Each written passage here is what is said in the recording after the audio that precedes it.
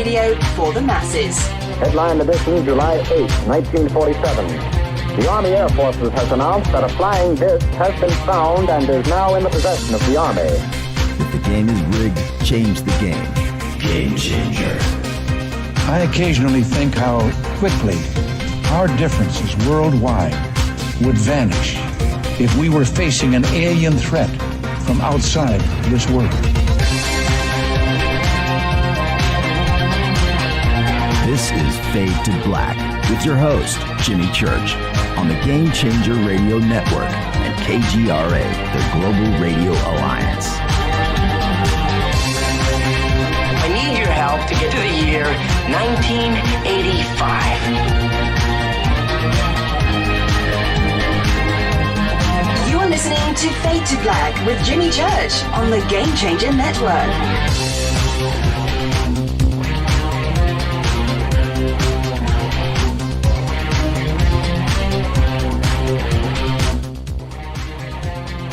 Good evening. Fade to Black.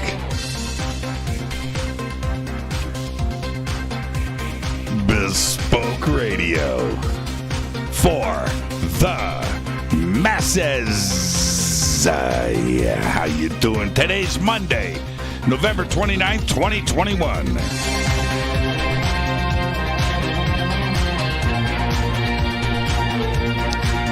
332 days into the new year, only 33 days left. We are live from a bunker somewhere in the middle of nowhere. A total undisclosed location.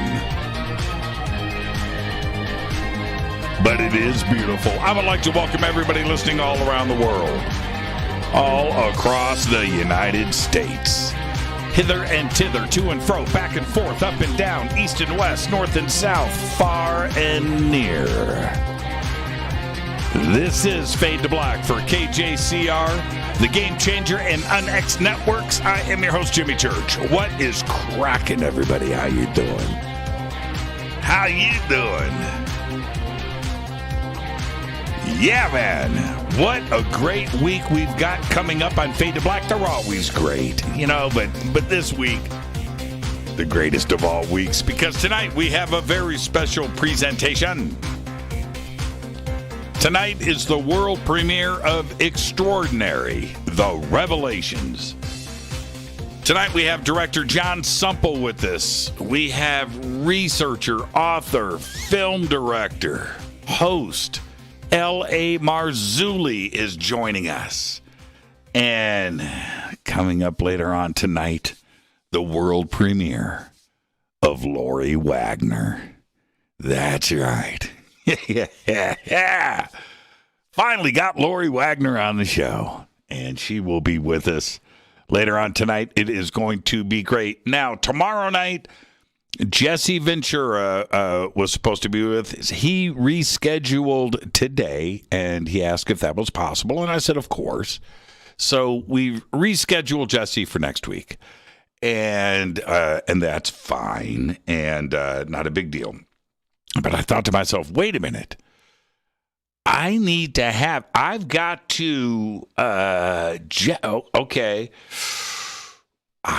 to have the A-list, I got to have the guest to come in for Jesse. What do you do? Everybody's expecting Jesse. So you know what you do? You call up William Henry. That's what you do. We've got William Henry tomorrow night on the show. He just, and when I say just, like yesterday, got back from Egypt, and he will be at home. He's still at airports, but he'll be at home later on tonight. And so William Henry joins us tomorrow. And then Wednesday night, the one, the only, Nick Redfern is back with us to talk time travel. And Thursday night is another Fader night with open lines all night long. What a great week on Fade to Black. Tonight's going to be an amazing show, and I'm very proud of this film. We'll be talking about it all night, but it is the world premiere of Extraordinary, The Revelations, and We've got all the links up to pre-order or not tonight, you're watching it, to watch the film, and they are in the video description box below. I have them up throughout social media, across all of our Facebook channels and Twitter, and you can go and do that. All right. So after the show tonight, you've got to check out the film, and remember, I'm not in the film. I'm in the film because I narrated this one, and I'm very proud of that. Very, very, very proud. So, go and check it out after the show tonight. Let's get this show moving. We've got a lot to do tonight. Follow me on Twitter at JChurchRadio. L.A. Marzulli's here tonight, man. I'm so excited. Follow me on Twitter at JChurchRadio. At JChurchRadio. And, huge Twitter news today, right? Man. I'll get to all of that in just a bit. Follow me on Twitter at JChurchRadio. The Sasquatch. That's what came out of my mouth. The Sasquatch is hashtag F2B on Twitter. I have no idea. That's way too much River Moon coffee today. The Sasquatch. Oh, man. That is what I said. Hashtag F2B on Twitter. Come and Sasquatch with us over there on Twitter. We don't bite. All right. Let's get to the breaking news. It's getting chilly outside. And now it's Thanksgiving weekend. I hope everybody had a great Thanksgiving. The day after Thanksgiving, everybody puts up their Christmas lights, except for this guy. I was busy. I had no free time this weekend. I worked all weekend long. And in the back of my mind, I actually had that there was a project, heading up to Home Depot, whatever, Walmart, Target, and loading up on Christmas lights. And it was actually a plan. And my neighbors have got it going on. I'm the only guy in the street with a dark house. I've got to do something, man. I got to get one of those inflatable snowmen or something for the front. I got to do something. I got to do it. I've got to do it. Did you put up Christmas lights? Yeah. Let's get to the breaking news. It was announced earlier today. Jack Dorsey has announced that he's probably done it by now, is stepping down as CEO of Twitter. He said it was effective immediately, like now. He says it's time. He said it's his decision. He said that he didn't want to be CEO because of his ego. And paraphrasing there, but those were his words. And said that was it. That was it. He's out. He will remain a member of Twitter's board until at least next year. His departure comes 6 years after he returned to the chief executive role to help turn around the social media network's business. During Jack's tenure, Twitter achieved profitability, posted its first $1 billion quarter, and began testing and releasing a wide range of features to draw in new users. That's it. I have no comment. I'm just blown away. In my tweet today, and I did tag Jack on it. He helped me set up my account. To grab my phone and open my account for me, sitting on a park bench, and in Santa Monica. And it just felt weird to me today to do that retweet. And that's all really that I'm going to say. I wish him luck. All right. He's got his other company, Square. He's got to run both companies. He's been running both companies. I think he just wants to run Square and get out of the Twitterverse. There you go. All right. Moving on. U.S. scientists. Now, okay, I need you to listen to every word that I am about to say. The U.S. scientists who created the first living robots say the life forms known as xenobots can now reproduce, and in a way not seen in plants and animals. Formed from the stem cells of African clawed frogs, xenobots are less than a millimeter wide. The tiny bots were first unveiled back in 2020. I did it right here on this show after experiments showed that they could move. They could work together. They could work together in groups and self-heal. The xenobots use kinetic replication, a process that is known to occur at the molecular level. With artificial intelligence, the researchers then tested billions of body shapes to make the xenobots more effective at this type of replication. The supercomputer came up with a C shape that resembled Pac-Man. Waka Waka Waka. That's right, the video game. They found it was able to find tiny stem cells in a petri dish, gather them inside of its mouth, and a few days later, the bundle of cells that it ate became new xenobots. It sounds like a crazy horror science fiction movie, I know. But I'm not making any of this up. All of this was published in the scientific journal PNAS earlier today. Waka, waka, waka. Physicists detect an elusive ghost particle. That's right. In the Large Hadron Collider for the very first time. That's right. Neutrinos have now been detected, not just at the LHC, but in any particle collider. Prior to this project, no sign of neutrinos has ever been seen at a particle collider. Neutrinos are actually everywhere. They're one of the most abundant particles in the universe, but they carry no charge and have almost zero mass. So, although they stream through the universe at almost the speed of light, they barely interact with it at all. Billions of the things are streaming through you right now. To a neutrino, the rest of the universe does not exist.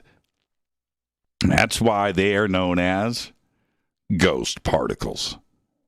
They're expecting that the third observing run at the Large Hadron Collider will produce 200 billion electron neutrinos, 6 trillion muon neutrinos, and 9 billion tau neutrinos.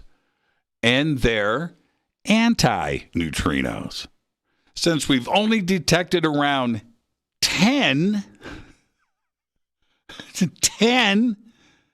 tau neutrinos total to date, this is a pretty big deal. Yeah. It's like they're proving that the afterlife exists. Astronomers have found a new gas giant exoplanet with the shortest known orbit. This world takes just 16 hours to circle its star. That's right. A year that lasts just 16 hours. The newly announced exoplanet belongs to a category scientists refer to as hot Jupiters, which orbit much closer to their stars than our Jupiter, hence the nickname. Although astronomers have identified more than 400 hot Jupiters to date, researchers say none are quite like the new discovery, which is designated TOI 2109b. Lastly, I'm going to leave you with this. Merriam-Webster, the dictionary. Merriam-Webster just announced its word of the year. And it is, wait for it, vaccine. The word was selected based on lookup data, notable spikes, and year-over-year increases in searches. Vaccine. Let's get the show cracking. Happy birthday to today, the one, the only, seriously, Anna Faris. Anna Faris today is 45. I've never met Anna Faris. I would like to meet Anna Faris, though. I just got to know. I got to know. Is she real? She real. She's amazing. Anna Faris is 45 today. Vin Scully, 94 years old today. Chuck Mangione, today, 81. Feels so good. Man, couldn't escape that song in, 1977? Jennifer Batten, the guitar great, today is 64 years old. Michael Jackson, Jeff Beck. I was going to post a picture. I should have done it, of Jennifer and I. It's a good one, too. Anyway, and Fade or Not Chuckles today is 29. Our dead guy's birthday today is Ronnie Montrose. 1947 to 2012, died at the age of 65. Ronnie was one of the most influential guitarists in music. He led Montrose and Gamma, Bad Motor Scooter. He also performed with Van Morrison, Herbie Hancock, Boz Scaggs, Edgar Winter, Gary Wright, and Sammy Hagar. The first Montrose album has been cited as America's answer to Led Zeppelin. During his 2009 tour, Ronnie revealed that he had fought cancer for the previous 2 years, but he was healthy once again.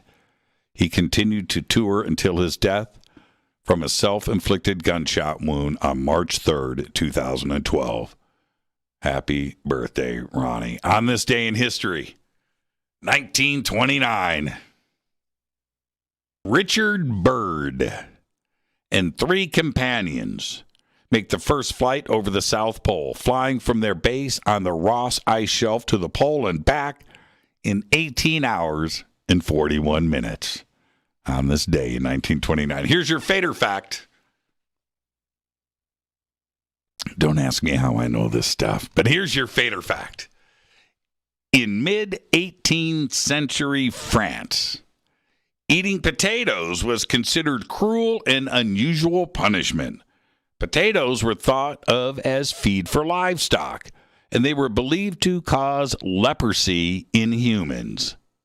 The fear was so widespread that the French passed a law banning potatoes in 1748.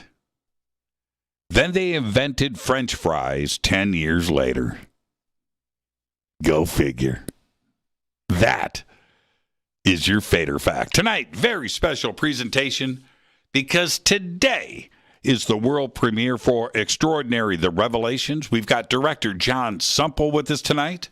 We have L.A. Marzulli, the author, the researcher, the host, the director. L.A. Marzulli is with us tonight. Later on tonight, it's also the world premiere of Lori Wagner. That's right. Tomorrow night, Jesse Ventura was supposed to be here. He has rescheduled for next week, so filling in. I even hate to say that. William Henry joins us tomorrow night. Wednesday night, Nick Redfern is here to talk some time travel. And then Thursday is another Fader night with open lines all night long. What a great week on Fade to Black. I'm in a great mood. Man, it is cold outside. I'm drinking warm coffee. It's all good. Tater's going to Tate. Who posted that? Who posted that? That's awesome. Tater's going to Tate. You know what I've been watching? Oh, okay, let me get to River Moon Coffee. River Moon Wellness. Fade to Black blend. Game Changer blend. Promo code F2B blend. Do all of that. Links are over at jimmychurchradio.com. I have now watched 3 times in 3 weeks The Interview. and I can't stop watching it. I've gone back and I've studied this film. I think this film is comedic genius. from start to finish, beginning to end. There are some lines in that movie that I think are really going to stand the test of time. And one of them is haters. They hate us because they ain't us. Tater's going to tate. That's awesome. That's awesome. All right. Oh, man. The Interview. I can't stop watching the film. It's just too funny. Eminem's scene in that movie. Eminem, that should have won an Academy Award. That scene. Eminem deserved an Oscar for that scene. I'm not in any way holding back. I'm not. Eminem. All right. Anyway. So in the breaking news, I told you about the newly discovered exoplanet that has a 16-hour year. Now, I've thought about this all day today. But in fact, I think about this scenario all the time. And I bring it up on the show. I really do. Time scales, and any other, the time scale that we have on planet Earth is hours. It's hours and hours alone. Okay? There probably is out there in the universe somewhere, maybe even in our Milky Way galaxy, there may be another planet like ours that exactly 365 days a year, right, going around their sun. Okay, it's possible. And that the rotation, they have a 24-hour day while that is going on. It's possible. It's very likely that that exists out there. It's a numbers game. But for the most part, let's just stop here and think about our 365-day year. Forget about leap year. Forget about all of that. And our 24-hour thing with the moon and how all of that works, that's ours. That's our time scale. That's our year, right? Christmas Day is over. You got to wait another year for Christmas.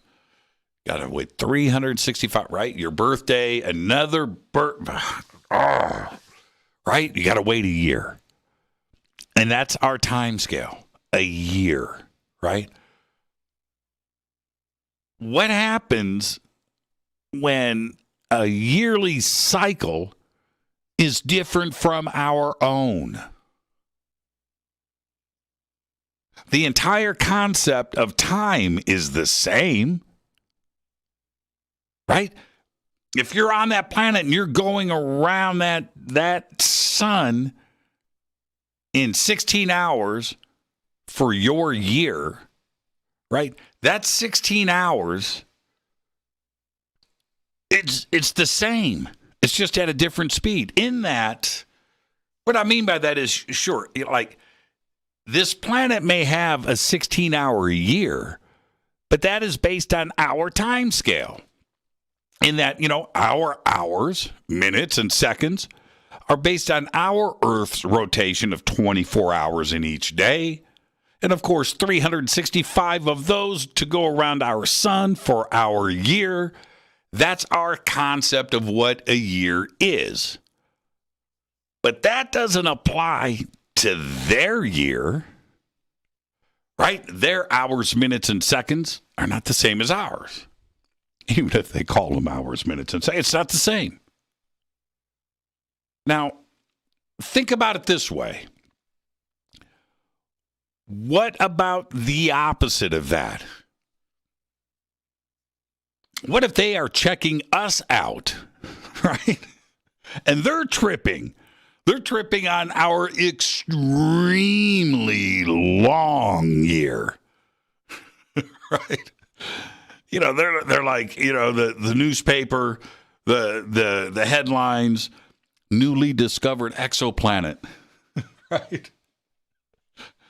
Has a year that they go around 365 times 2 of us. How long that is. How long that, think about that. Do you understand? I know you do. So, now let's get inside of this for a second. Let's get inside of this. What if we could see them living? Right? A 16-hour year. 16 hours. How fast is that planet going? How fast? It's ripping, right? Okay. In that, ours is taking 365 days. That's 16 hours. So it's like, whoop, and we haven't even moved a day. So if we could see them, what would we see? We would see this. We wouldn't see movement.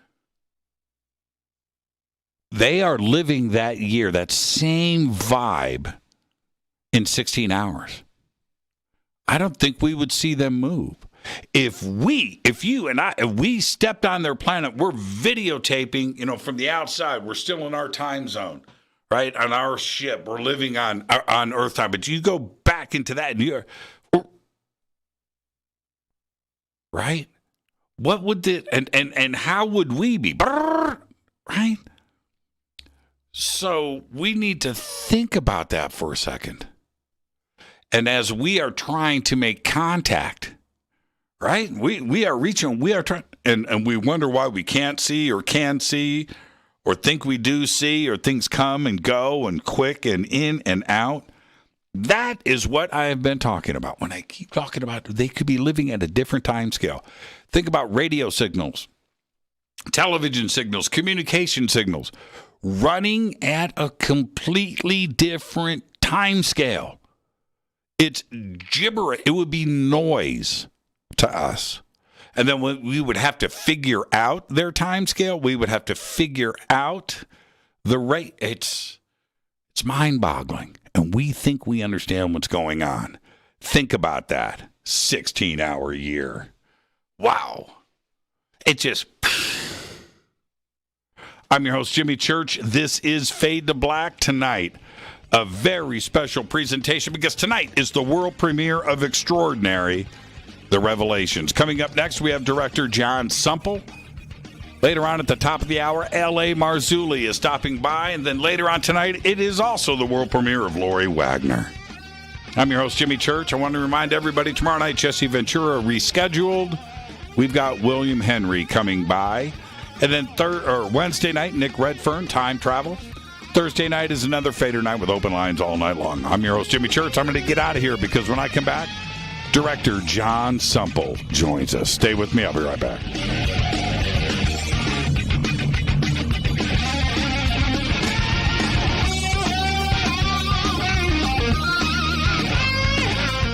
This is Nicole Church, daughter of you-know-who, and you're listening to Fade to Black on JimmyChurchRadio.com and the Game Changer Network. You're listening to Jimmy Church and Fade to Black on the X.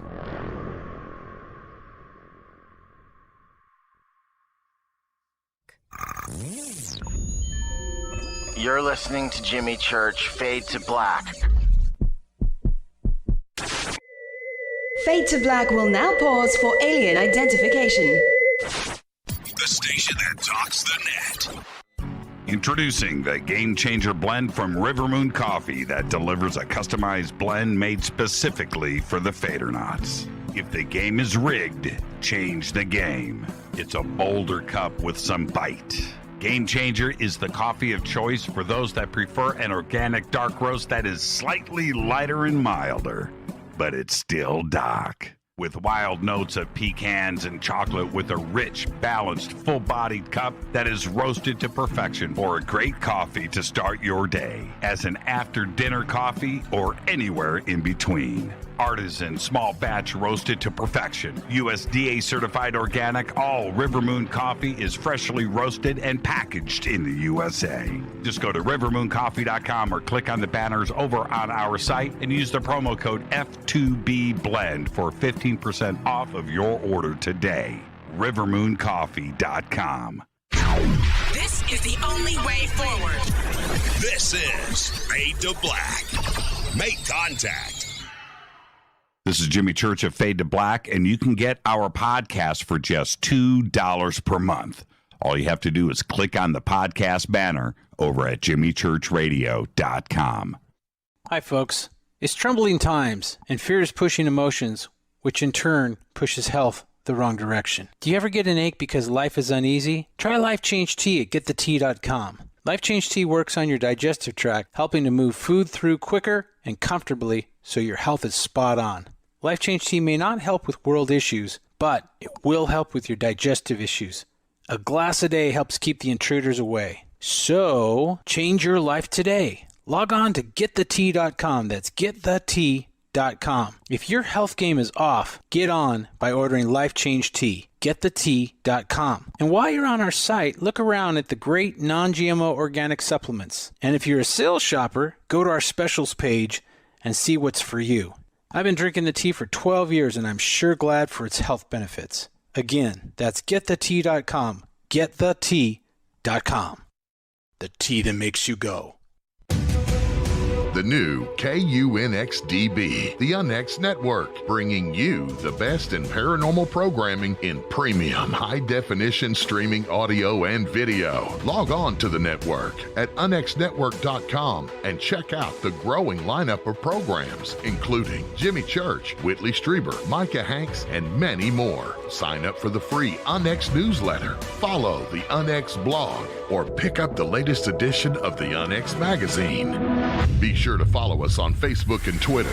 So check us out at unxnetwork.com. Tap the show page and the calendar so you never miss your favorite live shows and podcasts. We are your portal for all things paranormal. The X, explaining the unexplained. 9 out of 10 geneticists agree.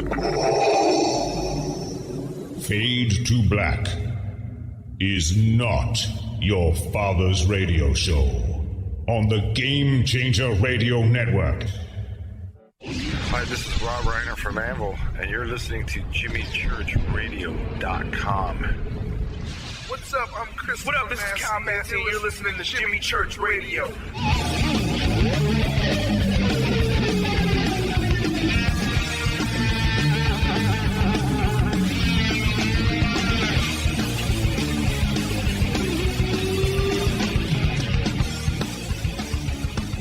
Welcome back, Fade to Black. I'm your host, Jimmy Church. I'm very excited. Very special day today. It is the world premiere for Extraordinary, The Revelations. And we've got a full show tonight. We have director Jon Sumple with us.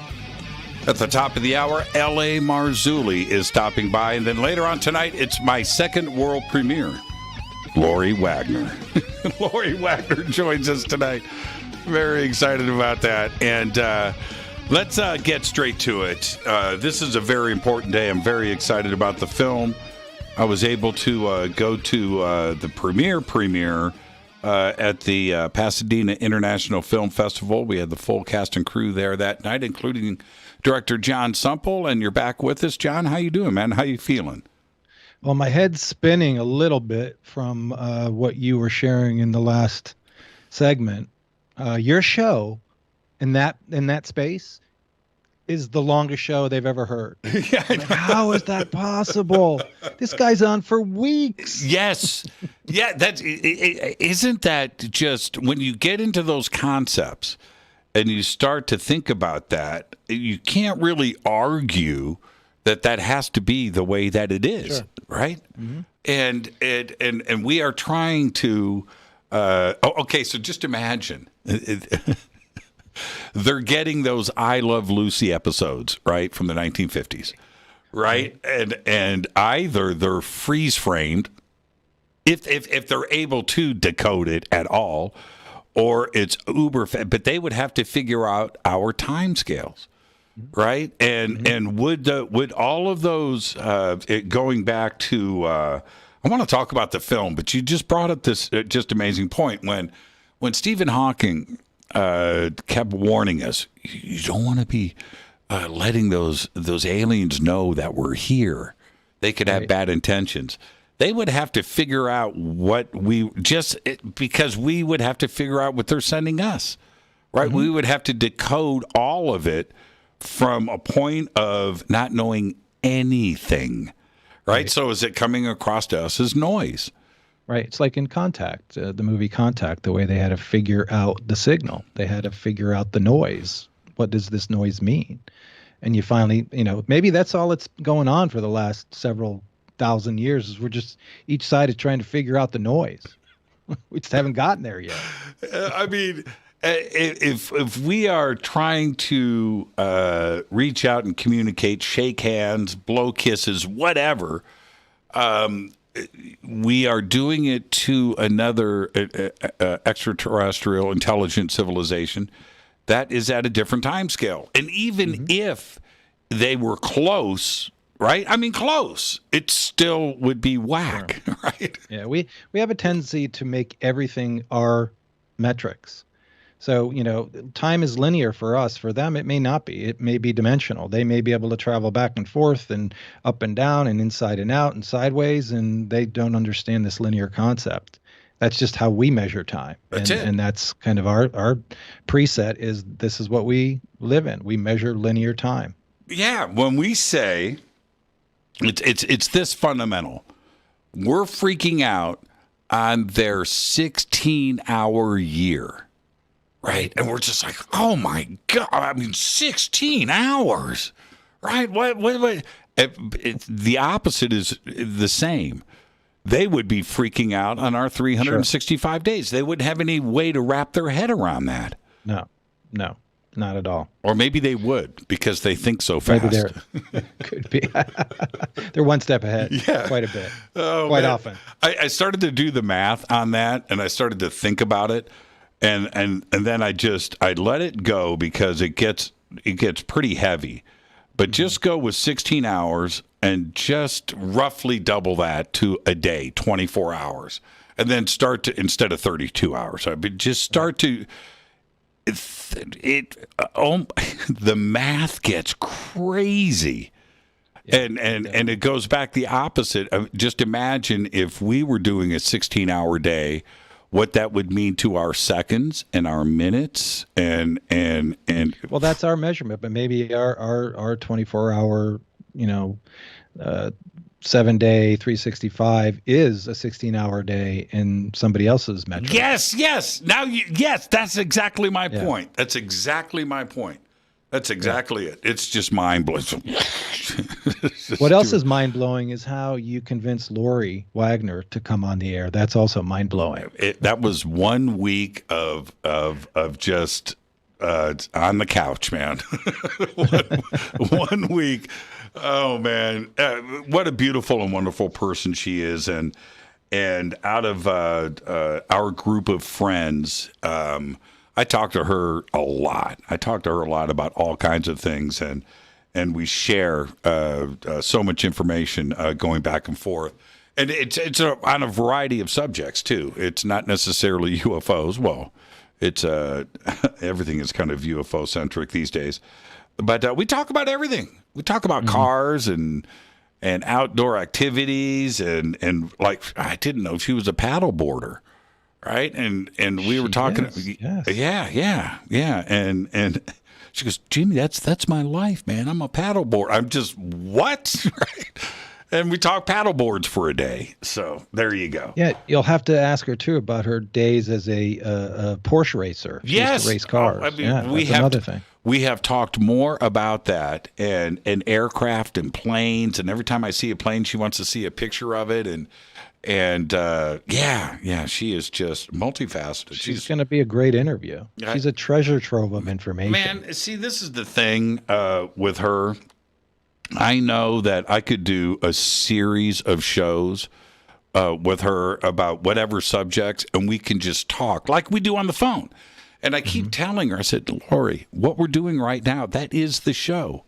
Right now, right. this is the show. We're just talking. And I would just love to just get her here in the studio, just right next to me, where we can just talk and look into each other's eyes and just have our Wagner Church conversation. And it would just be amazing. That would be an amazing series of shows.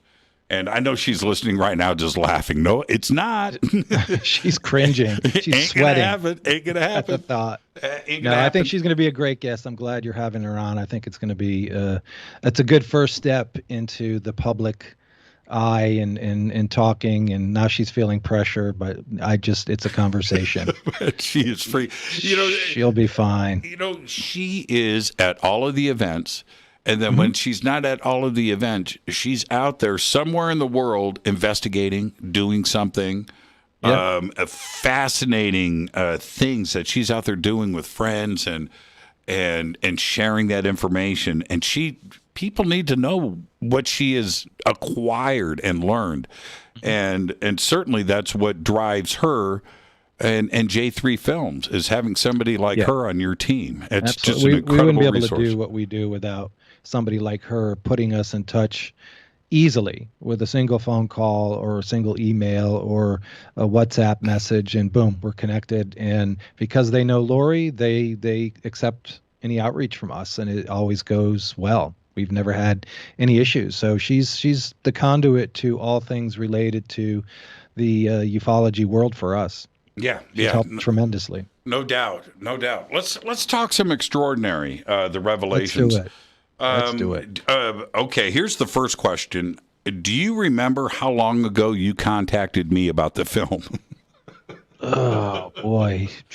I thought about it today and I couldn't come up with a date. I didn't want to look it up. I didn't want to go to email. It's been over a year. Oh, certainly. Yeah. Yeah. It's been a while. Jeff would know. Yes, he would. This is the thing. It's premiering tonight, and when you start a project like this, and you've done many films, but when you start a project like this, getting to this point is something that for most filmmakers never happens, right? They start a project and things just happen to the project, whatever it is.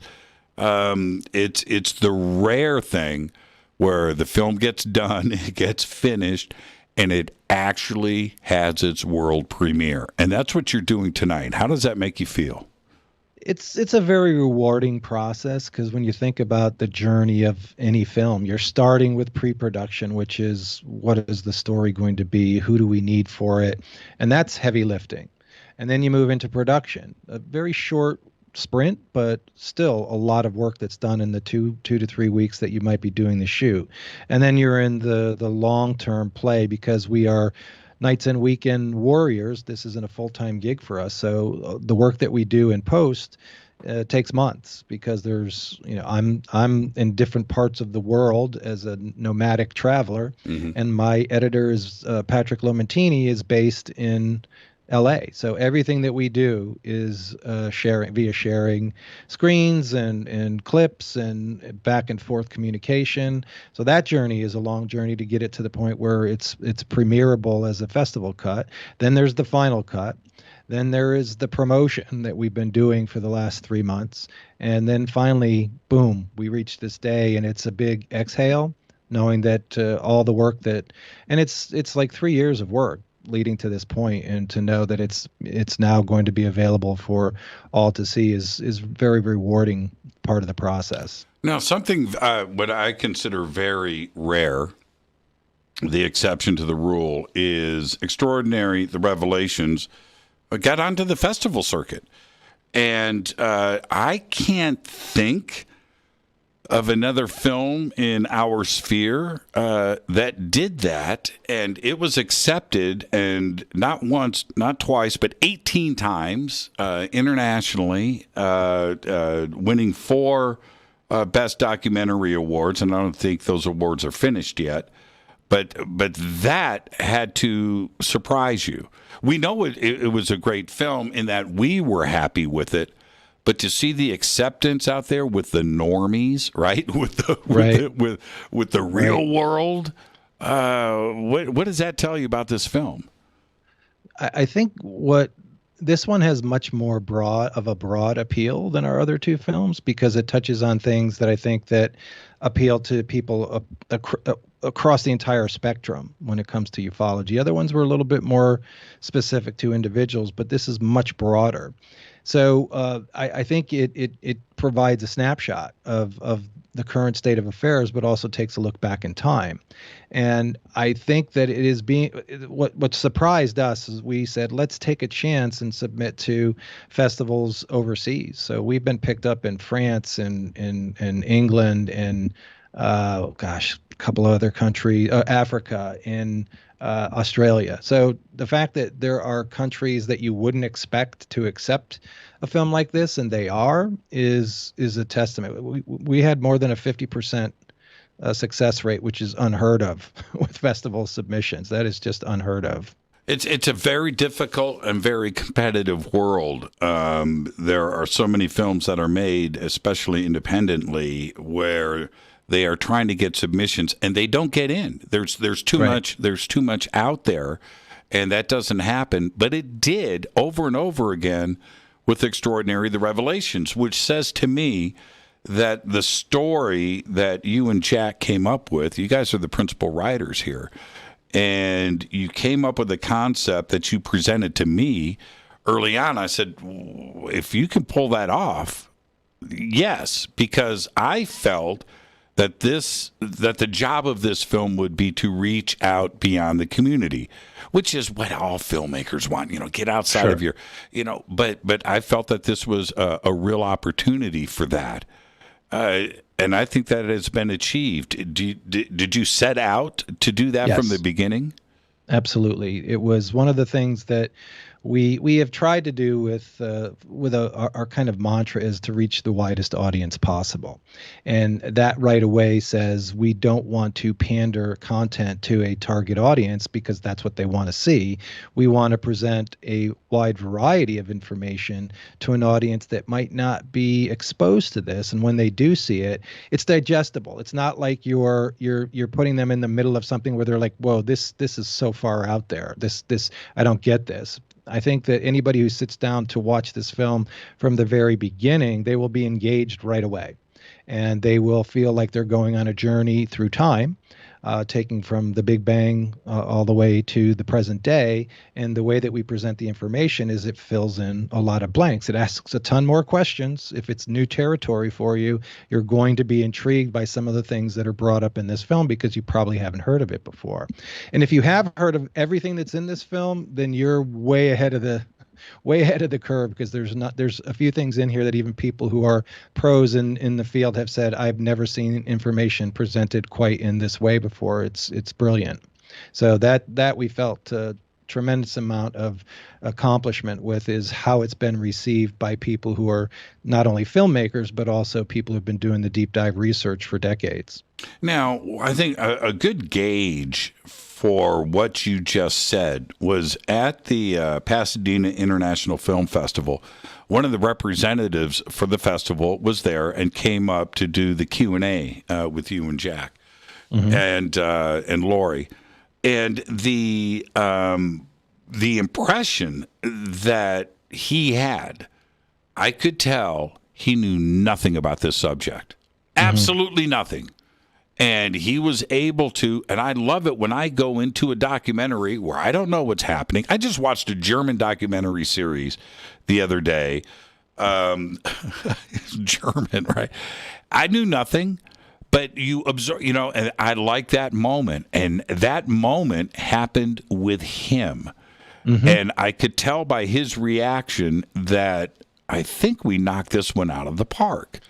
Yeah, that was to me probably one of the biggest acknowledgments for the work that we had done. And he was a film professor at one of the local schools in Southern California, and he came up and his very first thing he said was this was a master class in documentary filmmaking. He said, you covered a tremendous amount of information in a short amount of time. You held the audience for the entire time, and you spark tremendous amount of questions. He said he was writing notes furiously, that there's things that he wanted to do more research on because he felt like he needed to fill in the blanks, which is exactly what we have attempted to do from the very beginning, is to encourage thought, encourage a deeper dive, encourage discussion, and encourage people who may have never thought about this before. I would encourage anybody who's out there listening, if you're already a believer in the subject matter, get this film and sit down with a group of your friends who may not be familiar with this subject matter and say, hey, let's just watch this together, and at the end, let's have a conversation. Because the one question you have to ask when it's all over is, what if this is all true? Let's talk about it. And then boom, you're stimulating a conversation that is intellectual, not necessarily based on fantastic elements or did you see that footage or did you see that evidence? This is a much more cerebral film based on a linear, as we were talking earlier, time moving through from the Big Bang to the current day, and saying, here's the journey that this planet and the human experience has been on for the last several millennia, and this is where we are today in that process. And where does it go from here? That's the big question. Based on where we are today, where does it go from here? Now, are you one of those wreath counters now?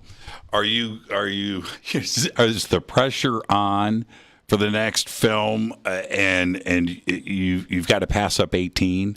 Now you want 20 and no, 22. We had 15 the last time, and I never set out. We entered the same amount of festivals, and we got a better response to this film, and we're still waiting on a couple more. But it was when we finished the last film, I felt we could never do anything better than this. It was so well done. It had the emotional component. It had the people that we interviewed were so thankful for the work that we were doing and the caring that we put into not only making the film, but handling their stories. That was very, very rewarding to us.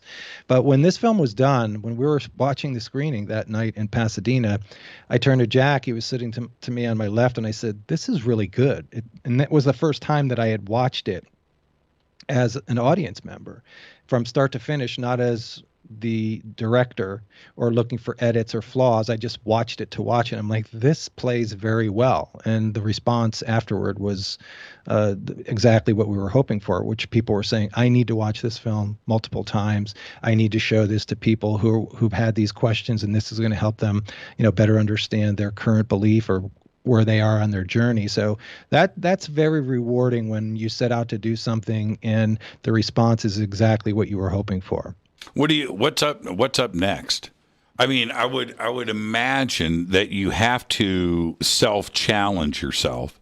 Extraordinary, the seating was great on so many levels, and probably for me the most extreme being that it scared the crap out of me. And there was that element, right? It was an intense film.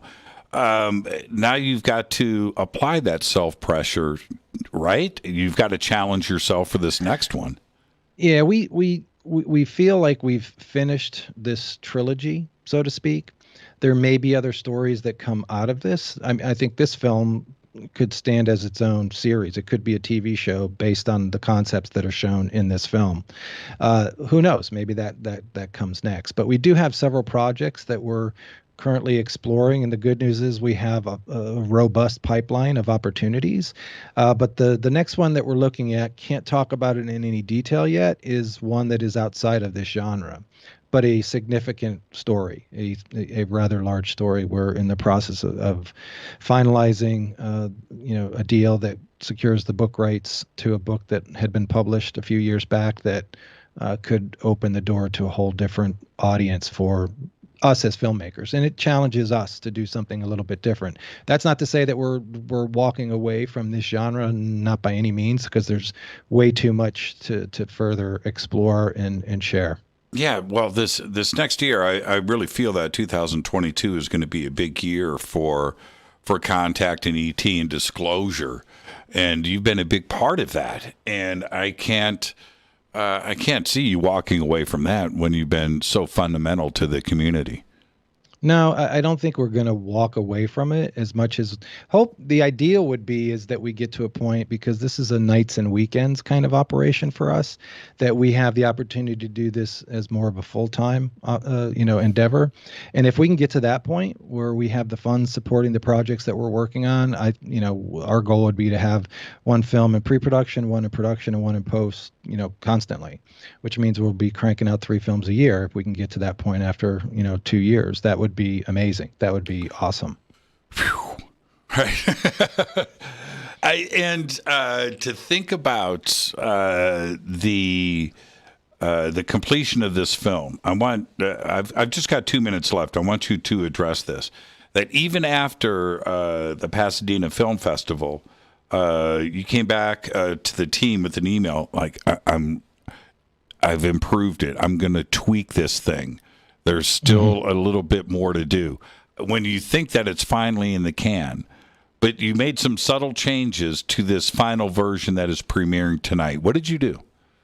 The biggest thing was we changed some of the B-roll. We were in a race to get it done for the festival, so there was things that we had to say, this is where we stop.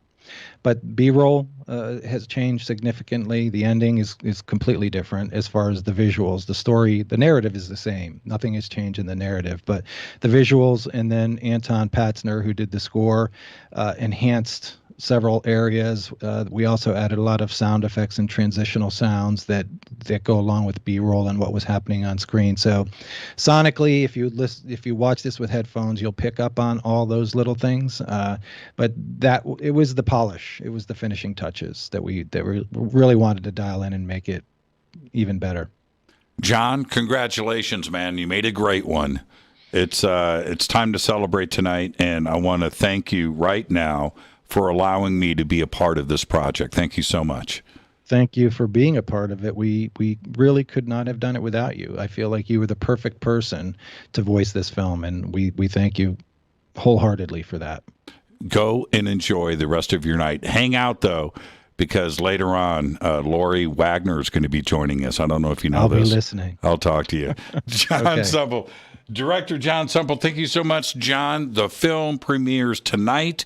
We've got all of the links up, and if you click in the video description box below, it's right there. We have it throughout social media. Coming up next after this short break, L.A. Marzulli joins us. Then later on tonight, Lori Wagner. I'm your host, Jimmy Church. This is Fade to Black. Stay with us. I'll be right back after this short break.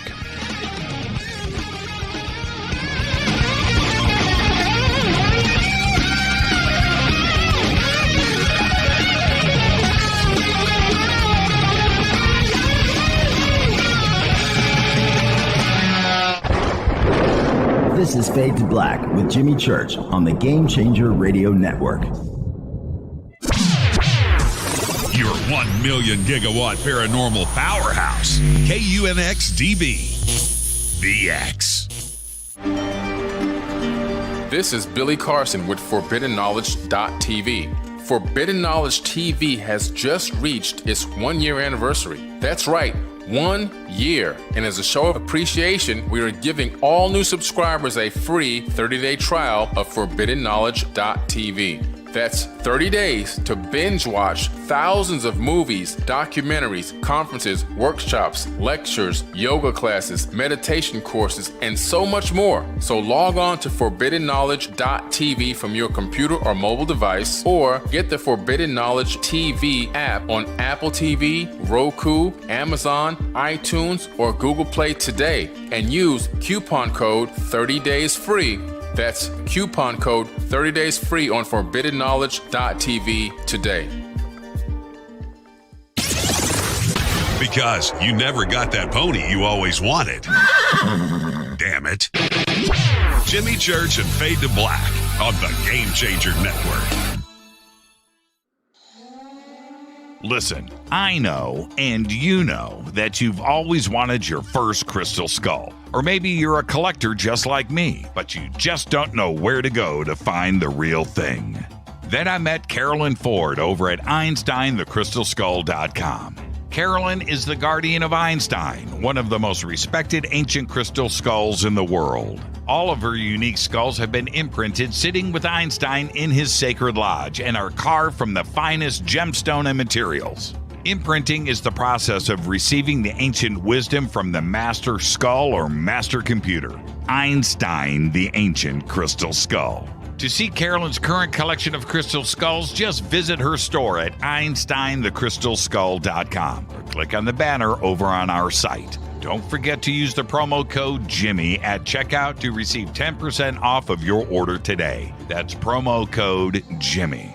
Finding your first or next crystal skull is easy. Just visit EinsteinTheCrystalSkull.com. When you take the beans from Central America with dashes of Indonesian and African mixed in and then roast it to the dark side of fade to black, you create the ultimate brew of fringe. Introducing the Fade to Black blend from Rivermoon Coffee. Yes, Rivermoon's darkest customized roast was created for the love of Fade to Black. The alchemy of masterful roasting and smoking the beans is in every sip of this full-bodied, dark Java. I need my coffee dark, deep, with distinct bittersweet chocolate highlights, just like the bunker. Leaning further into the darkness of the roast is Fade to Black blend from Rivermoon Coffee. Just click on the banner at jimmychurchradio.com and use the promo code F2B Blend for 15% off of your order today. Hello, I'm Katie, and you're listening to my main man, Jimmy Church, on jimmychurchradio.com. Hi, this is Ray Hobbs here, repping the planet, and you're listening to my good friend, Jimmy Church, Fade to Black. This is Toby Kebbell. You're listening to JimmyChurchRadio.com. Don't hurt me, Jimmy. I'm only little. Hey, I'm Adrian Grenier. And this is Ari Gold. We're the Honey Brothers. We're also Honey Brothers. Hey, I'm Adrian Grenier. And I'm Ari Gold. We're the Honey Brothers. And you're listening to Jimmy Church. The Revolution. This is Jimmy Church of Fade to Black, and you can become an official Fadernaut by just going to our membership section at jimmychurchradio.com. Hello, this is Serena Wright Taylor from Conscious Life Expo, and you're listening to Fade to Black with Jimmy Church, who holds the Lucky Pony record for the best astrological chart since 1963. True story. This is Micah Hanks of the Gralien Report, and you're listening to Jimmy Church on Fade to Black.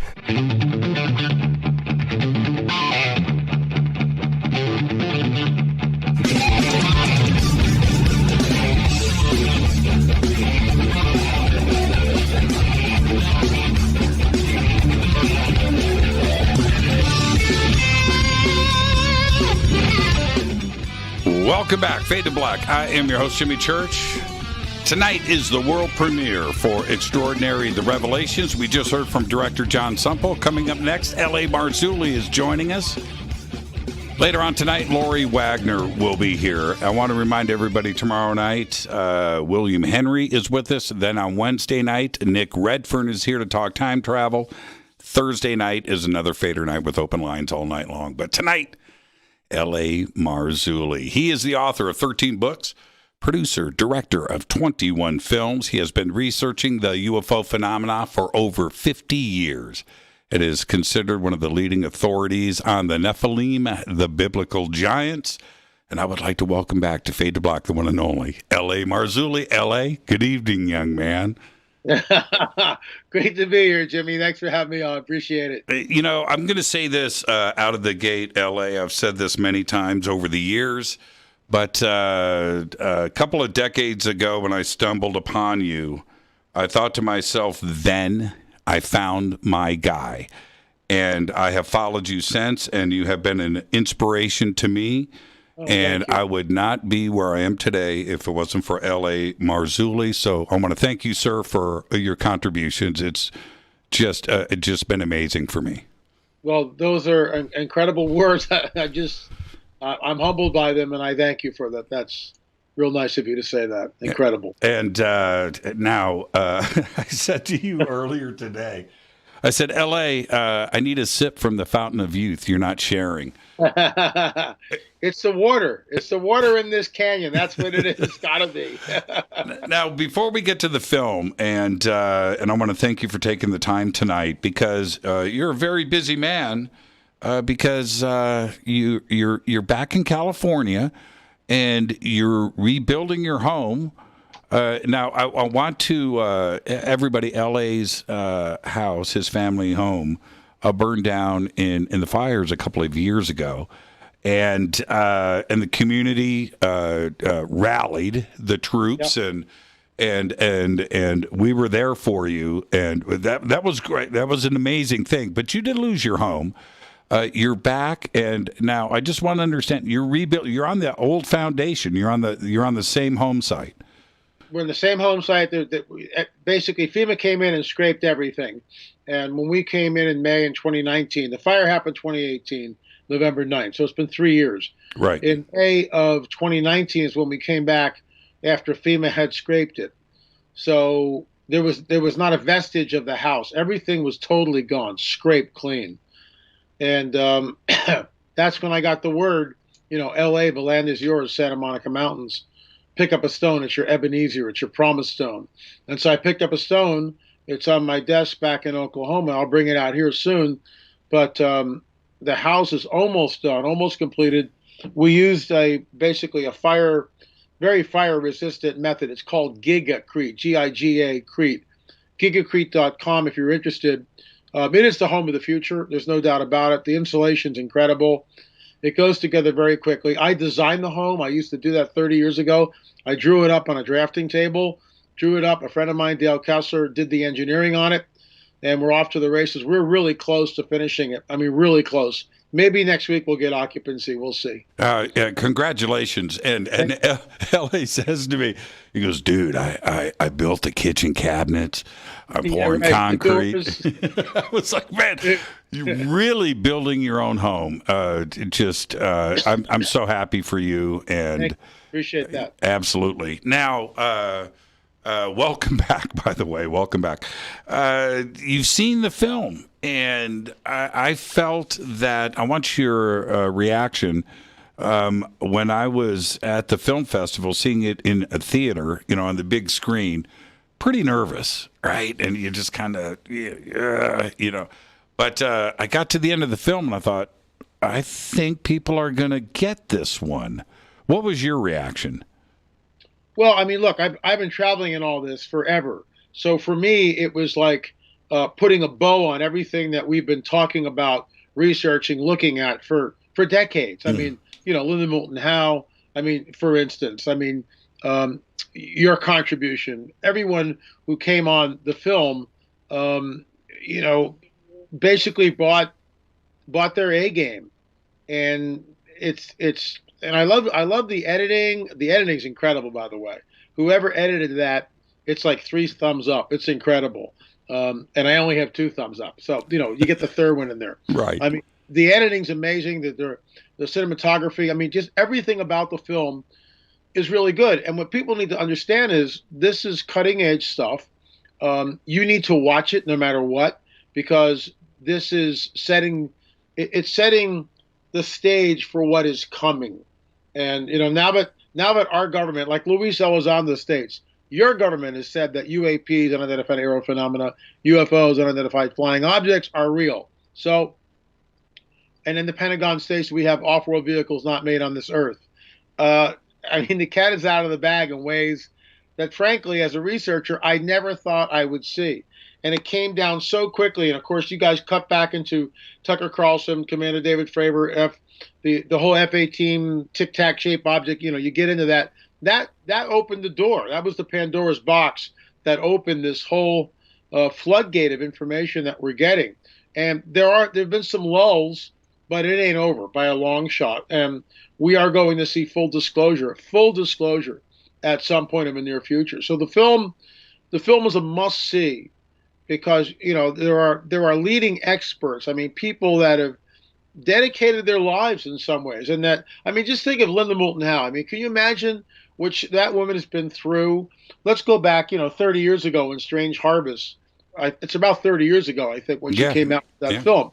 So, I mean, that was like super cutting edge. And no one covered that. She did an incredible job on probably a shoestring budget. She got the film. I remember watching it and just totally blown away by what I was looking at. Of course, we're talking about the cattle mutilation phenomena. I mean, that's her wheelhouse. So, she's probably been called every name in the book and ridiculed and blah, blah, blah, blah, blah. But now all of a sudden, the whole tinfoil hat brigade, we're not wearing that, or we're wearing it very proudly, because everything that we've been saying is true. We've been, waving the flags, waving our arms, warning people of this phenomena, that it is real.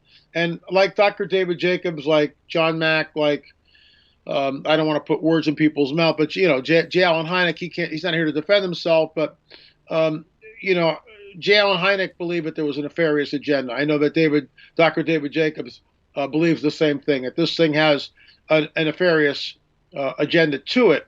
You guys present, it's like you're at the doorstep and you open the door, now you're in the room.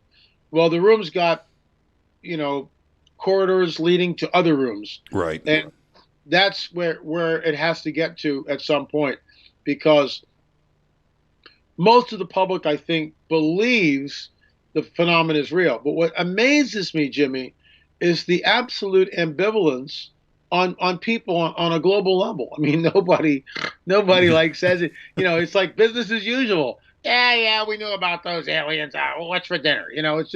It's unbelievable. Well, let me stop you right there, because I think that's a very interesting point.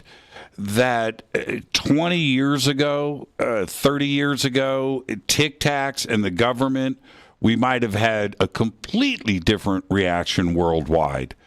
But it seems like there's been a motion towards acclimation and getting everybody absorbed into this. So when the shoe does drop, the reaction is going to be just like what you're saying right now. It's pretty blasé.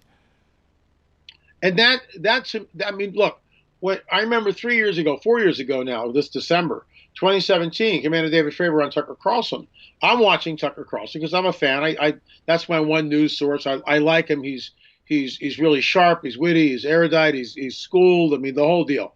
And I study the way he works with guests. I mean, I go to school when I watch him. There's always things you can pick up by watching even people like yourself.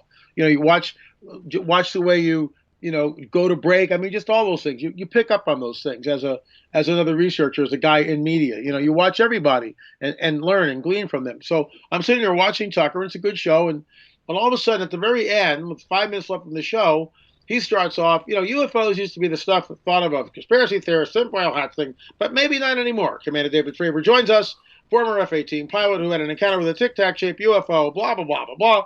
I'm sitting there ready to fall out my chair. And so it's a triptych. They've got Tucker, Fravor, and then over here, it's classified footage. It's classified footage, and it's been released somehow. And it's all showing, and Tucker asked Fravor, what do you think this was? And Fravor looks right at the camera and goes, whatever this was not of this earth. It's like, oh my God, my phone's going to be ringing off the hook. Honey, disconnect the phone. This is it. This is disclosure. Next day, totally flatline. Nothing happened. I got no phone call. I got 2 emails from people. Oh my God, did you see this? I mean, the ambivalence was deafening. I was astounded. I fell off my chair. That became the nexus. That one program became a nexus for my book, UFO Disclosure: The Coming Great Deception of a Luciferian Endgame, which then became a film. But I digress. The bottom line is, nobody. That's groundbreaking information. And I talk about this at conferences. Fravor is there. So let me get this. Fravor doesn't have a book, doesn't have a DVD. He's an unknown, doesn't have a blog post, doesn't have a Facebook page per se. He's an unknown. Okay? It's like, how does he get on Tucker Carlson? How does that classified film get on Tucker Carlson? And here's the deal. Who picks up the phone to Tucker's producers and goes, hey, next Friday, you're going to have this guy on your show. Who? Yeah, you're going to have him on your show. We're going to give you some film. Tucker's going to ask these questions. This was, in my opinion, orchestrated. It was managed, and this is how they broke it to the American people. Yeah, somebody somewhere said it. Yeah, somebody somewhere said it's go time. Yeah, it's go time, exactly. I remember that day, December 17th. You live in L.A. I'm listening to KFI, right. And I'm the host over at Coast to Coast. KFI is my channel, right? And that's what I listen to when I'm driving. And I hear, coming back after the break, UFOs are real, right? The Pentagon has a secret UFO. I almost wrecked my car. I'm right there with you. I had the same reaction you did. And it was the next night, I'm over at a family member's house. And the wife, who I've known for, 15, 20 years, we never talk UFOs, L.A. They know what I do for a living. We don't talk UFOs. And the subject comes up, right? This is out. It's the news, the New York Times. It's everywhere. And she says to me, of course we're not alone. What? What's the big deal? And that was the attitude I think that the rest of the world had at that moment. I don't think anybody was terribly surprised. Well, it really astounds me because all of a sudden, for researchers like myself and everyone who appears in the film, by the way, I mean, some of these people, many of these people that appear in the film have dedicated their lives right to the research and trying to find out what's going on. I mean, I know I have. I mean, certainly, everybody who's in that film has dedicated years and years and years of research. And until the cat came out of the bag in 2017, we were all thought of as tinfoil hat conspiracy theorists. Now we're not. Of course, there's no apologies. There's no, wow, you guys were really the tip of the spear. You knew something was up. We should have listened. No, none of that. I mean, there's no kudos at all. It's just, shut up and do your stupid show and leave me alone. Yeah. It's unbelievable, right? Yeah. Just unbelievable. Now, go ahead. Well, I wanted to ask you, I think there's 2 or 3, well, no, actually it's infinite, but there's 2, 3, 4, 5 worldviews here that need to be addressed. There's certainly the status quo. There's the experiencers and the contactees. There's the military. There's the political side. There's the geopolitical side. But there's also the religious side.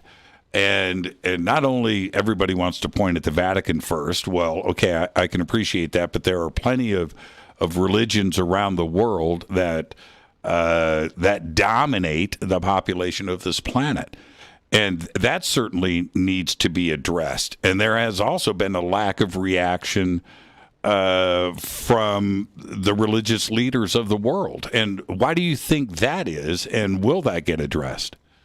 What was interesting is, former President Barack Hussein Obama, when he was asked recently, what are your thoughts about the so-called UFO disclosure? And the first thing out of Obama's mouth, I mean, of all the things he could say, he said, and with a little smirk on his face, that little smirk, like he knows something that we don't. He basically stated there's going to be new religions. Now, why would he lead off with that? Why would Obama lead off with the fact that there's going to be, when ET shows up, the so-called extraterrestrials show up, there's going to be new religions that will be formed around this so-called extraterrestrial? I mean, I just about fell out of my chair when I read that. It was of all the things he could lead with, that's his number one point. What does he know that we don't know? There's an ancient prophetic text that talks about that there will be a great apostasy, the apostasy. In other words, in the Greek, it's apostasia. And it speaks of something that happens where this great apostasy happens, where people leave their belief system and just abandon it and move away from it. They just move away from, let's say, in this particular instance, the Christian faith, because that's what this, basically, it's a biblical passage. But the Greek word is apostasia, which can mean departure. But what the nuts and bolts of that is apostasy. There's like a willful walking away from a certain belief and looking towards something else. And that begs the question, what would do this? Well, It's the revealing of the so-called extraterrestrial. I was with George Norrie a while back, actually right before COVID, 2 Januaries ago, up at that at Big Bear for that one conference, UFO conference. And George asked the audience, how many people believe in life on other planets? And everybody in the room raised their hand. And then George asked, how many people don't? I was the only hand that was up, and I was sitting on a panel, so George didn't see me. And people were going, LA, LA, LA. And George looks at me, and he was taken aback, like, what? And I said, George, and I addressed this in my talk to the people that were there. I said, no one knows what this is. If we're intellectually honest, nobody has a clue as to what this is, where we are in it, what this is, where it comes from, who made it. We have no idea. We can postulate till the cows come home. But in reality, if the universe is as analogous to the United States of America, is planet Earth in Duluth, Houston, Los Angeles, Tampa, no one knows where we are in this thing. What if it is a holographic universe on some level? That would explain a whole lot of paranormal activity, because these entities come in, and I'm talking, let's just skip right over to the abduction phenomena. When you are taken, you go right through the window. You're paralyzed. Whoever is doing this, these entities can manipulate space, time, matter, and energy. Mm-hmm. So that brings in all sorts of interesting questions. How are they able to do that? We don't know. We don't know how they're able to do that. But we also know from the biblical prophetic narrative that certain prophets and certain leaders, like Jesus, for instance, were able to do exactly the same thing. They were able to manipulate space, time, matter, and energy. Feeding 5,000, raising Lazarus from the dead, walking on water. These are all things that to us are miraculous, and they certainly are. Obviously, to him, they were the status quo. Mm-hmm. So, again, going back to that thing, we have no idea where we are, what this is. If this is a holographic universe, it would explain a whole lot of things. We may be, in fact, the only thing here. We don't know that. Do I believe in the plurality of worlds? No, I don't. And I just stated why I don't. There's also a prophetic scripture that talks about that the heavens will be rolled up like a scroll. Wait a minute, just stop that. You put your head around that. Wait a minute. The heavens rolled up like a scroll? I mean, and again, the guy who's seeing this is trying to get his head around what he's seeing. He's reporting back what he's seeing. He's seeing something futuristic. The heavens rolled up like a scroll? So, that's in his grid system, scrolls. That's all they had back then, a scroll. So something is rolled up like a scroll. That's what it looks like. It's almost like it's a curtain that's being rolled up. It's like, Wizard of Oz. Don't pay any attention to the guy behind the curtain. But, again, no one, look, I've said this at numerous conferences. The audience will be sitting there and I'll be going, okay, let's walk through this. You're all sitting there listening to me speak. First of all, how does that work? What is language? How can you decipher everything I'm saying right now to your listening audience? How can you possibly decipher what I am saying as I'm saying it? There's no like lull. You're not going, I better. I'm not speaking Spanish or Swahili. You all understand English, so you're right there with me. You're boom, boom, boom, boom, boom. You can track with me. It's fluid. It's there. But while I'm speaking and you're listening, your brain's processing the information. Your heart's beating, your lungs are you're not going like, I better get that heart going, better start breathing. Your eyes are blinking automatically, and everything about us is working. How does that work? Where does consciousness reside? Nobody knows. This is alarming. No one on this planet, no one that's ever lived, knows where consciousness resides. Where is Jimmy Church right now? You're in this little biological bodysuit, just like me. Da, da, da, da, da, da, da, da. I mean, it works really well most of the time. But where do I reside? I don't know. I'm not this little thing in my brain. They've dissected it. There's no little guy up there going, hey, everybody, it's great in here. No one's doing that. So it's like, what is this? Where are we? Nobody flipping knows. So with that in mind, all that as a backdrop, I think that there's a supernatural dynamic to this, which explains a whole lot of stuff. And that's why I think there's a real nefarious agenda when you go into the breeding program, which your film didn't touch. I know you're going to get there. But that's the nuts and bolts of what's really going on. People are taken, sperm is taken, ovum is taken. There are hybrids. I've never met one. I don't want to meet one, but I have people that have come on the record with me that have met them, and it's very alarming. They are in a fixed state. And they are inherently evil. I hate to say that, but that's what they are. So, once again, the ancient prophetic text, Jesus warns us it'll be like the days of Noah when he returns. And that's a 3-hour conversation, which we don't have a time for. But the bottom line is, what differentiates the days of Noah? And that's the presence of the fallen angels mingling with the woman of earth, creating a hybrid entity known as the Nephilim. There's another one, another prophetic scripture. They will mingle their seed with the seed of men, but they will not cleave with them. Well, who the heck is they? I'll say it again. They will mingle their seed. So there's seed coming from something that's not mankind. They will mingle their seed with the seed of men, but they will not cleave. There's no marriage ceremony like there was back in Genesis 6. They're not taking wives. They're just doing this. They're mingling the seed. Welcome to the hybrid program that's been going on literally for decades. I need to take a break right here. I'm going to continue this narrative when we come back after the break. There's one concept. I want your just quick reaction before the break. That when I was young, we all go through that. You're 21 years old, and you go through this phase in life, and I did. It was a traumatic summer for me with the Bible and UFOs. It was awesome. But what I did with the Bible, LA, is every time I saw angel or prophet or this or that, I just inserted ET. I inserted alien, and the story made sense to me. Was I reaching with that? Well, yes and no. I mean, here's the deal. When you say angel, an angel is by definition an alien. Any alien, let's get our terms. Alien is something not originating on this earth. Right. An angel does not originate on this earth. They're not here. They come here. Their message is sent from another dimension, and they come through gateways, through portals. That's how they manifest here. But they're not from here. They didn't originate from here. So in the classic sense of the word, you're right. If you inserted alien as instead of angel, technically you're right, because they are aliens. However, angelos, which is what it is, the word is, it just means messenger, and these are very, very powerful entities, both the good and the bad. Very powerful entities, extremely powerful, which is why I don't know whether you've ever been around a demoniac, but that's, of course, the bad thing. But when you're around a demoniac, it's hard to remember your name, literally.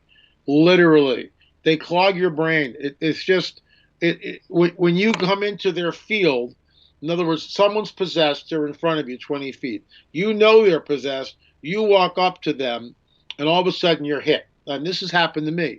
You're hit. And you go, and you just kind of sit there for a second getting your bearings. You're hard to remember where you are, what your name is, and what you're doing there. This is why it gets into spiritual warfare. And yes, I have the authority over it, but man, I better be prayed up before I attack this thing. And I better make sure that two things. The person wants the demon out, number one, and number two, I'm called to do this right now. So there are certain protocols to engaging a demoniac. On the other hand, I've been in the presence of angelic entities, not often, very, very rare, just a few occasions, and I was terrified. Well, let's take a break. It sounds like what I went through in 1985 on the Sunset Strip as a guitar player, but that's a whole nother story. L.A., let's take our break right here. This is Fade to Black. L.A. Marzulli is with us on the night of the world premiere for Extraordinary, The Revelations. His contribution to the film is amazing. Everybody should check it out tonight after the show. I'm your host, Jimmy Church. This is Fade to Black. Be right back after this short break. Stay with us.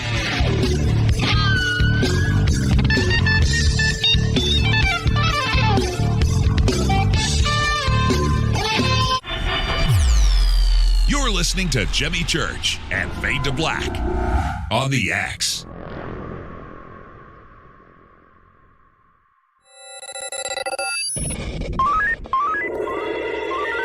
Way out here, we listen to Jimmy Church. You're listening to Fade to Black. Always on the edge of the hottest alternative talk. Jimmy Church with Fade to Black. ¿Qué tal, mis amigos? Yo soy Mario Carson, el tiburón, y los invito para que escuchen a mi buen amigo Jimmy Church Radio. ¡Claro que sí! The new KUNXDB, the UNX Network, bringing you the best in paranormal programming in premium high-definition streaming audio and video. Log on to the network at unxnetwork.com and check out the growing lineup of programs, including Jimmy Church, Whitley Strieber, Micah Hanks, and many more. Sign up for the free UNX newsletter, follow the UNX blog, or pick up the latest edition of the UNX magazine. Be sure to follow us on Facebook and Twitter. So check us out at unxnetwork.com. Tap the show page and the calendar so you never miss your favorite live shows and podcasts. We are your portal for all things paranormal. The X, explaining the unexplained. Fadernauts. When you think about the future of our country and where we're headed, do you wonder about the food supply? I do. Disruptions in the food supply chain could be disastrous, and they usually occur with little warning. That's why the smartest thing you can do today is to stockpile emergency food, water, and other essentials. I personally recommend My Patriot Supply. They're the nation's largest emergency preparedness company, serving millions of customers for more than a decade. In fact, they're the only source my family trusts for our preparedness plan. You should too. Right now, save 20% off a full 4-week supply of delicious meals that provide 2,000 calories a day. Saving 20% helps too, doesn't it? Especially now. So go to preparewithjimmy.com and get ready. That's preparewithjimmy.com. There's no time to lose. Do it now. Fadernauts. When you think about the future of our country and where we're headed, do you wonder about the food supply? I do. Disruptions in the food supply chain could be disastrous, and they usually occur with little warning. That's why the smartest thing you can do today is to stockpile emergency food, water, and other essentials. I personally recommend My Patriot Supply. They're the nation's largest emergency preparedness company, serving millions of customers for more than a decade. In fact, they're the only source my family trusts for our preparedness plan. You should too. Right now, save 20% off a full 4-week supply of delicious meals that provide 2,000 calories a day. Saving 20% helps too, doesn't it? Especially now. So go to preparewithjimmy.com and get ready. That's preparewithjimmy.com. There's no time to lose. Do it now. So, you love talk radio? Then you'll love TalkStreamLive.com. TalkStream Live is always on, 24/7 with the best streaming talk shows. Find your favorite talkers and discover some new ones. It's free, readily available online or on mobile with any smartphone or tablet. Finding your favorite talk shows all in one place has gotten a whole lot easier. Just go to TalkStreamLive.com. Be sure to download the free apps from Google Play or the iTunes App Store. You listen to us, and we listen to you. And so does the CIA. You are listening to Fade to Black with Jimmy Church on the Game Changer Network. Oi, oi, I'm Reese Evans. You're listening to Jimmy Church. This is Revolution. The revolution will not be televised. The revolution is on radio. Ciao.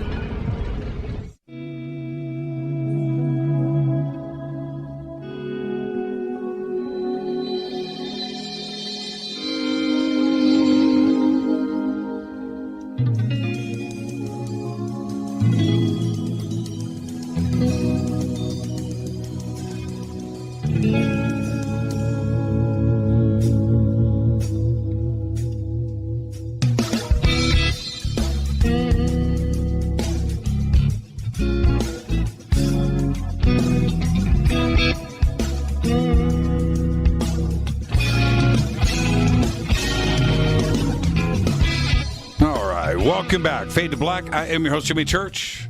Tonight is the world premiere for Extraordinary, The Revelations.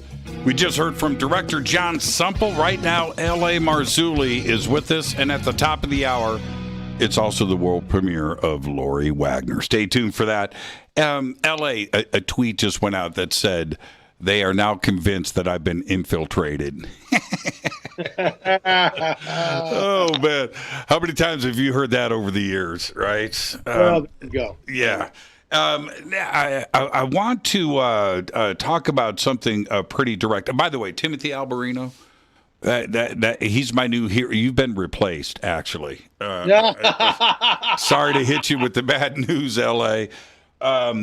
Sharp guy. And one of the things that I did over the last year as the film started to get completed, I went and I watched a bunch of your appearances outside of our community. Okay? And the same thing with Timothy, right? I'm checking out Tim. And you guys are addressing another component outside of our community, one based in religion. And when you speak about these subjects, too, I mean these religious leaders as well as the audience, right? They're captivated, and they are listening. Now, are they understanding? I see a lot of nodding of the heads and agreement, but are they absorbing this, and are they okay with the UFO component, the ET component that, say, you and Timothy are bringing to the table? Well, Tim is one of the few people, other than myself. I mean, there's a handful of us. Tom Horn's another one, certainly. Dr. Mike Heiser would be a fourth. Derek Gilbert, Gary Stearman. I mean, give me a break. I mean, there's a handful of us who have been talking about the subject for decades. I've written 13 books. Most of them deal with the UFO phenomenon. I produced 21 films, co-produced with Richard Shaw, the late Richard Shaw. We did 11 films of the Watchers series, and then I've done 9 of my own.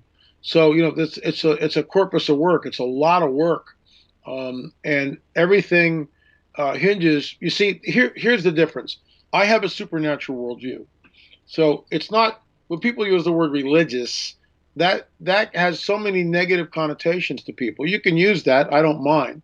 But my worldview, and I know Tim Alberino's worldview, we are frank supernaturalists. We believe that we are looking at the supernatural manifesting in ways that we've never seen. All the stops are being pulled out. There is a battle that has been raging in an unseen dimension for millennia. I wrote about this in the book, The Cosmic Chess Match. It's been prophesied. We are in the latter part of that. Of that war, and we're going to see some things which are mind-blowing here, and in the coming years. But Tim pulls no punches. We are in a supernatural worldview. There is a supernatural hierarchy. There was a rebellion that happened far back in time. We don't know how far back, and those forces that left and rebelled are the ones that are doing what we see now. Everything hinges on this, Jimmy. Let me just back up. And this is the man who set this in motion for me was Gary Stearman's talk at a Nephilim Mounds conference that Russ Dizdar and I held together. And Gary Stearman was talking about it's all about the seed. That was his presentation. There's a scripture, Genesis 3:15, and in that little vignette, there's the pre-incarnate Christ, in my opinion. Jesus is there. And, when I say Jesus, there's so many people have all these different connotations, the concepts of what he might be or may not be. And what I ask them is, if you think you know him, but you don't know him, then you don't know him. So if you think you know him, but you don't know him personally, then you don't know him. I know him personally. Anyone who was born again, spirit-filled, enters into a relationship with him. That's the miracle of Christianity that happened 2,000 years ago. When a person is born again and spirit-filled, everything changes. It's free. You can't buy it. You ask for it, and he comes in, and everything begins to change. That happened to me 41 years ago. So the bottom line is that in this little vignette, there's the pre-incarnate Christ. Adam and Eve are over there, and people can believe it or not believe it. I'm just telling you what the scripture says, because it sets up the rest of the biblical prophetic narrative. The dragon is over here. Adam and Eve is over here, pre-incarnate Christ. He looks at the dragon, he says, your seed, your offspring. The dragon's seed, offspring, will be at enmity, at war with the offspring, the seed of the woman. What's coming from the woman, he will crush the dragon's head, you will bruise his heel. Jimmy, that sets up the rest of the narrative. The entire Bible is based on that one phrase. Everything everything hangs on that one little sentence. That's it. It sets up everything. The rest of the Bible is all about the seed war, because that's what it is. It's a seed war between the seed of a dragon and the seed of the woman. And that's a 3-hour conversation, but basically it manifests a few chapters later when the Nephilim are on the earth. When the sons of God saw the daughters of men that they were beautiful, they took wives from whoever they chose. They went into them in the biblical sense. They produced offspring. These were the men of renown. The Nephilim were on the earth in those days and also afterwards. When the sons of God took wives, went into them. These were the men of renown. The Nephilim were on the earth. Jesus says they'll be like the days of Noah. The days of Noah, the hallmark of the days of Noah, or the Nephilim were on the earth. Well, guess what? Nephilim are hybrid. They're part fallen angel, part women of earth. What do we have here with the abduction phenomena? Look, what I believe and what Tim believes, it's a unified theory. It takes everything together and it just dovetails it and it fits. If you don't know that, you'll just spin off and, well, it might be, the Zetas, it might be the tall whites, it might be this. They have the ability. The Greek word is called metaskismonosai. They can, and Russ Dizdar taught me this. They can change their shape. They can appear as anything that they want to. Male, female, chimera. They can change their shape at will. Metaskismonosai, that's the Greek word. The ability to transmogrify themselves. And they do it. And they do it over and over and over again. The object, what we see, the days of Noah, the hallmark is this breeding program. Well, what's going on now? You tell me. It's exactly the same thing that's happening in modernity. Sperm is taken from the men, ovum from the women. Hybrids are being created. Hybrids walking amongst us. The title of Dr. David Jacobs' book. Now, David Jacobs, I've been with him 2 or 3 times. I've interviewed him. He's in our Watchers series. Fantastic interview. I know he's kind of on, not. Last time I checked, he wasn't doing so well. Hopefully he's feeling better. We'll see what happens. But, the bottom line is this, that he has no supernatural worldview like I do, but he's come to the same conclusion. He believes there's a nefarious agenda here, and so do I. Their seed will mingle with the seed of men, but they will not cleave to them. Ancient prophetic text, about 2,500 years old. And it's just sitting there. So before people who are listening to the show begin to throw all this away, if you think you have any idea what I'm talking about, and you've never read the biblical narrative, good luck. Because you don't know. Mm-hmm. And that book is alive, but you need a key to open it. Without the key to open it, you can read it to the cows come home. Good luck with that. You need the key because it's supernatural. That book is supernatural. And I'm just not, this isn't lip service. I'm 71 in December, okay? I've been doing this for 41 years. I'm telling you exactly everything I know. I'm not cloaking it. This is it. That book is supernatural in origin. It's supernatural now. It's alive. It will teach you things, but you need the Spirit of a living God in you to open that book. That's the key. When a person accepts Christ as their Lord and the Spirit of a living God comes into them, that's the key. All of a sudden that book, and it's like layers of an onion. It goes on and on and on and on forever. There's just no end to it. There's just no end to it. It's absolutely profound. But what it talks about is the seed war with the dragon and these hybrids that are walking amongst us. It happened in the days of Noah. It happened afterwards when the Nephilim roamed the earth. That's the whole point of my series, the 7-part series, On the Trail of the Nephilim. We go all over the planet, megalithic sites, America, Stonehenge, England, Karnak, France. Everywhere. We've been everywhere, for crying out loud. Israel, the Wheel of the Giant, the Gilgal, Raphaim, Sardinia, Gozo, Malta, Peru, France, Spain, Portugal. We've been everywhere. Peru. Yep. Let me ask you something direct. What is happening here on this planet? It has to be universal. It's got to be throughout the universe, right? I mean, it would have to be the same everywhere. right? I mean, we can't be that centric. Well, it goes back to my statement before the break. If this is a holographic universe, all bets are off. Then we don't know what this is. Right. If the God Almighty, El Shaddai, is going to roll up the universe like a scroll, if that's literal, then what the heck what is this? What are we really looking at here? And we don't know. You know, the original statement, we don't know. When you said that earlier, you know what that reminded me of? You have to go with me on this. It reminds me of Brian Greene's explanation of string theory and 11 dimensions and how it's rolled up. Rolled up. Yeah, I get that. Yeah. And one day, what physics, science, and religion and the consciousness community are going to hit head on, man. Well, you know what? I mean, bring it on. I mean, at some point, all this is going to be revealed. Prophecy is unfolding right in front of us. What was foretold is unfolding. You know, what was foretold is unfolding even as we speak. It's just mind-boggling to see what's happening on the planet. Now, what if we were going to put this on a linear time scale? Because the way that the Bible, I've never understood the concept of a year with the Bible. It doesn't make any sense to me. Maybe it's not supposed to. But in looking at that and going to some of the Sumerian texts and, of course, Sitchin and the comments about the ages of everything going back 100,000, 200,000, 400,000 years that this has been going on. Does that correlate with your research? Well, yes and no. We know that something cataclysmic happened on this planet in the far distant past. We know that. We see vestiges of it. When you go to places like Ollantaytambo in Peru, something happened there. You know, that whatever it was blown apart by something.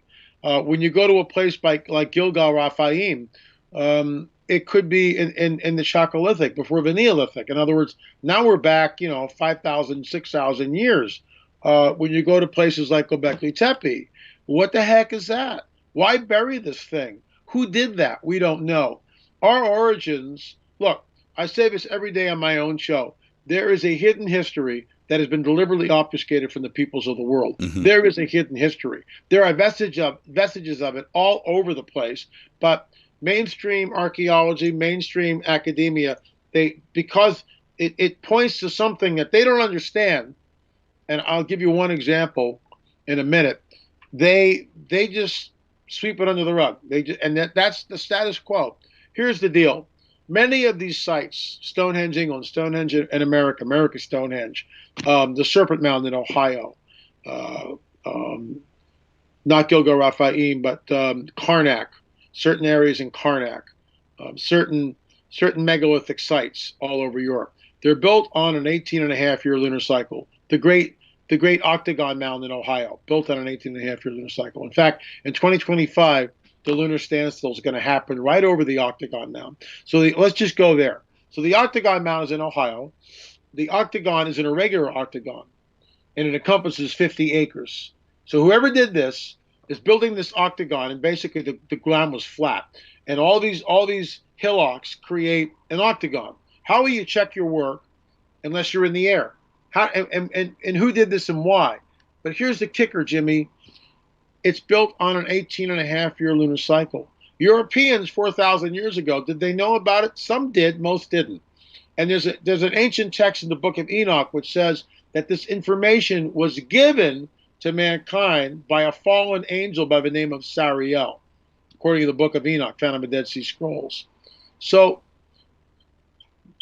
the 18-and-a-half-year lunar cycle is really complex, and I'll give you a thumbnail why it is. If you and I fell to Earth 4,000 years ago, and you and I are standing there and go, Jimmy, look, full moon. You go, wow, it's really cool. And I go, gee, last couple of nights we've been out here looking at this. It seems like the moon comes up in one place and then sets in another place. And you go, yeah, LA, maybe we should try to track that. And I go, Jimmy, it's a great idea. So 4,000 years ago, we get some stakes. There's the moon, Jimmy. We pound the stake in.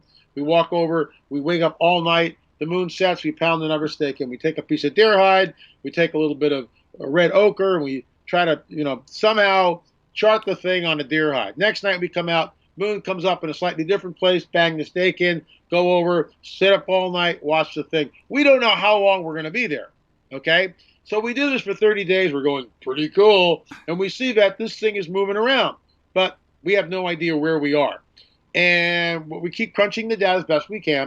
Then all of a sudden, a 5-day rainstorm moves in, fog moves in, everything goes pitch black, fade to black. We can't see the moon. We got to start all over again. Here's the deal. When we're doing this, are we in year 3, year 17, year 10, year 9, and how do we crunch the data? Give me a flipping break. This is the elephant in the room, which they don't address. And you know what the archaeologists, well, they knew about it. That means that they knew about it. They must have known about it. That's a straw man argument. Native Americans did not know about the 18-and-a-half-year lunar cycle. Most Europeans 4,000 years ago did not know about the 18-and-a-half-year metonic or lunar cycle. It was handed to us. All these sites I just mentioned are based on an 18-and-a-half-year lunar cycle. Something is going on here. Something is going on. And that something is the dragon. Now, what about Göbekli Tepe? I mean, I think that is something, to your point, that has been swept under the rug. When Göbekli Tepe was first revealed, I thought to myself that this was going to be headline news around the world for decades. I mean, this was not supposed to be. Not by 7,000 years.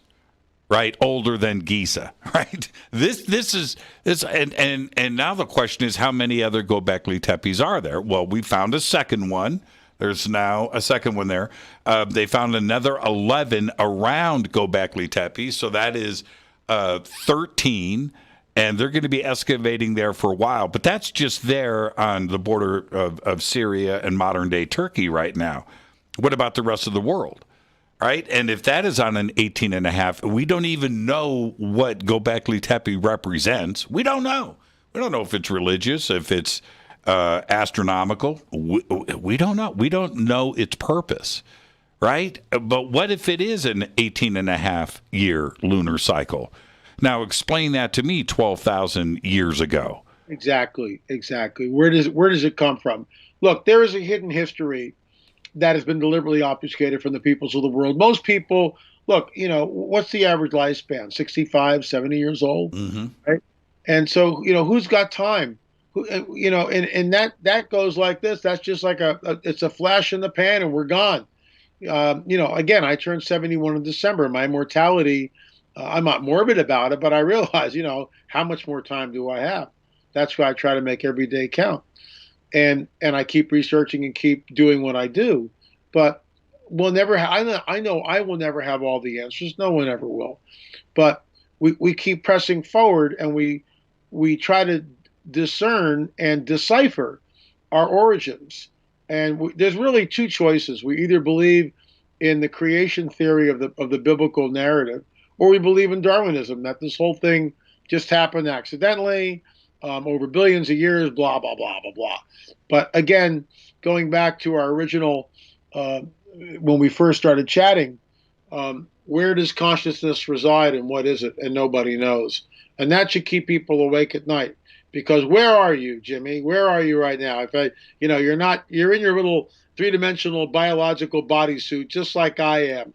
But I know that I'm really not this.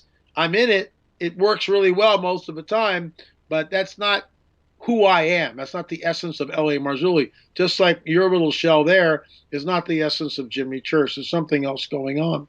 And when you look at the intricacies of the reproduction system, the human eye, the interface, the interplay between different systems and how they work in the human body, give me a flip and break. And of course, Darwin had no idea of the deoxyribonucleic spiral of life, the DNA molecular structure. He didn't know about that.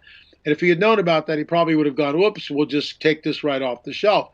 Because I remember when Ben Stein sits down on his fantastic film Expelled, sits down with Richard Dawkins and says, well, where did this come from? And Dawkins says, we don't know. We don't know where the first self-replicating molecule came from. So Stein throws him a bone. Well, where do you think it came from? He said, well, maybe far, far away in another galaxy, we were created by extraterrestrials. That's what the ancient alien theorists pose and posit every single Friday. Right. I get that. I totally get that. But it's circular reasoning. Where did they come from? Who made their DNA? Because the DNA is the codex of all life everywhere, and everybody's got it. Everything on this planet has that DNA strand in it.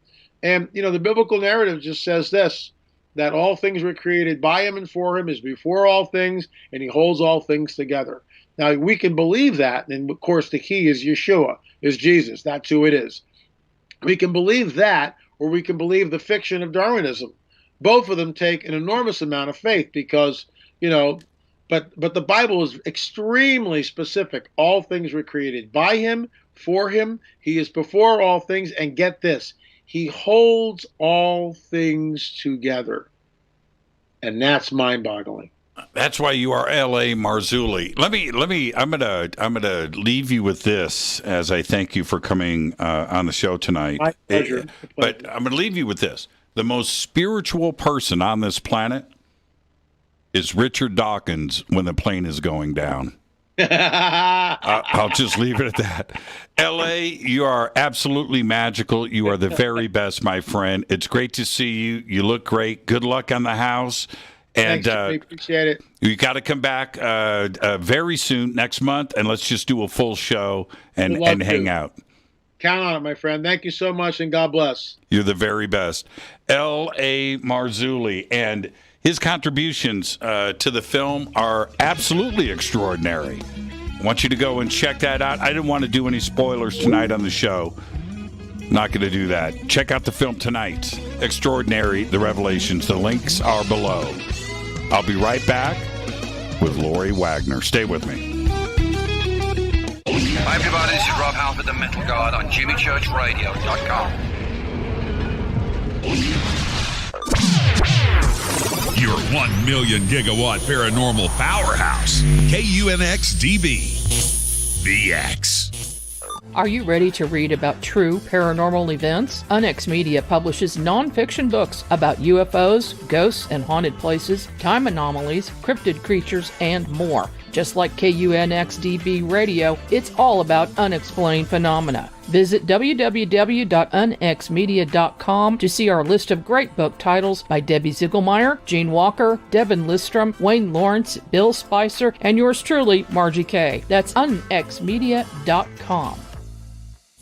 Why is it we're not very good with our health regimen until it's too late? We don't put oil in the car until the engine blows up. When the body's out of balance, your health is not so good. Give your body some love. Log on to wtih.com. That's wtih.com. Try our Life Change Tea, which cleanses you from harmful intruders. A clean colon is one of the ways to bring the body in balance. We also carry organic supplements to help you get where you need to go. So do your body a favor. Log on to wtih.com. That's wtih.com. You can even visit our sales page to save some dough. Does anybody call money dough anymore? Anyway, if you're looking for short, helpful health tips, go to YouTube and punch in Health Matters Now. That's Health Matters Now. So, log on to wtih.com, shop, get balanced, then learn some cool tips at Health Matters Now. You'll be glad you did. That's wtih.com. This is Jimmy Church of Fade to Black, and I only drink Fade to Black blend coffee from Rivermoon. Just click on the Rivermoon Coffee banner at jimmychurchradio.com. Promo code F2B Blend. This is the only way forward. This is Fade to Black. Make contact. When you're in the house for longer periods of time, you can see them flying or running across the floor. Ooh, yuck. They're unhealthy, gross, and disgusting. Bugs. I loathe bugs. We keep a clean home, but occasionally bugs show up. Well, I found something that is tougher than bugs. Orange Guard. On contact, it kills hidden bugs, including ants, roaches, and fleas. Plus, Orange Guard is a residual repellent. All of the ingredients of Orange Guard are on the FDA generally recognized as safe list. Orange Guard may be used around food, humans, and pets. It comes with a 30-day money-back guarantee. Orange Guard, available at orangeguard.com, Whole Foods, and Ace Hardware. Gold loves chaos, uncertainty, and disarray. History shows us what gold does when people aren't sure about the government, the stock market, their jobs, or their retirement savings. Our national debt is skyrocketing. Gold and other precious metals are a defense measure against inflation and a stock market that might take years to recover. So what can you do right now to protect yourself? Call United Gold Group. We offer gold and other precious metals delivered securely within 72 hours. Are you worried about the stock market? We can also help you set up a real gold or silver IRA or a 401k. Safe and secure. United Gold Group makes gold ownership affordable. Call now and get up to $2,500 in free gold or silver with a qualified IRA. Call 800-753-8534. That's 800-753-8534 or visit UnitedGoldGroup.com.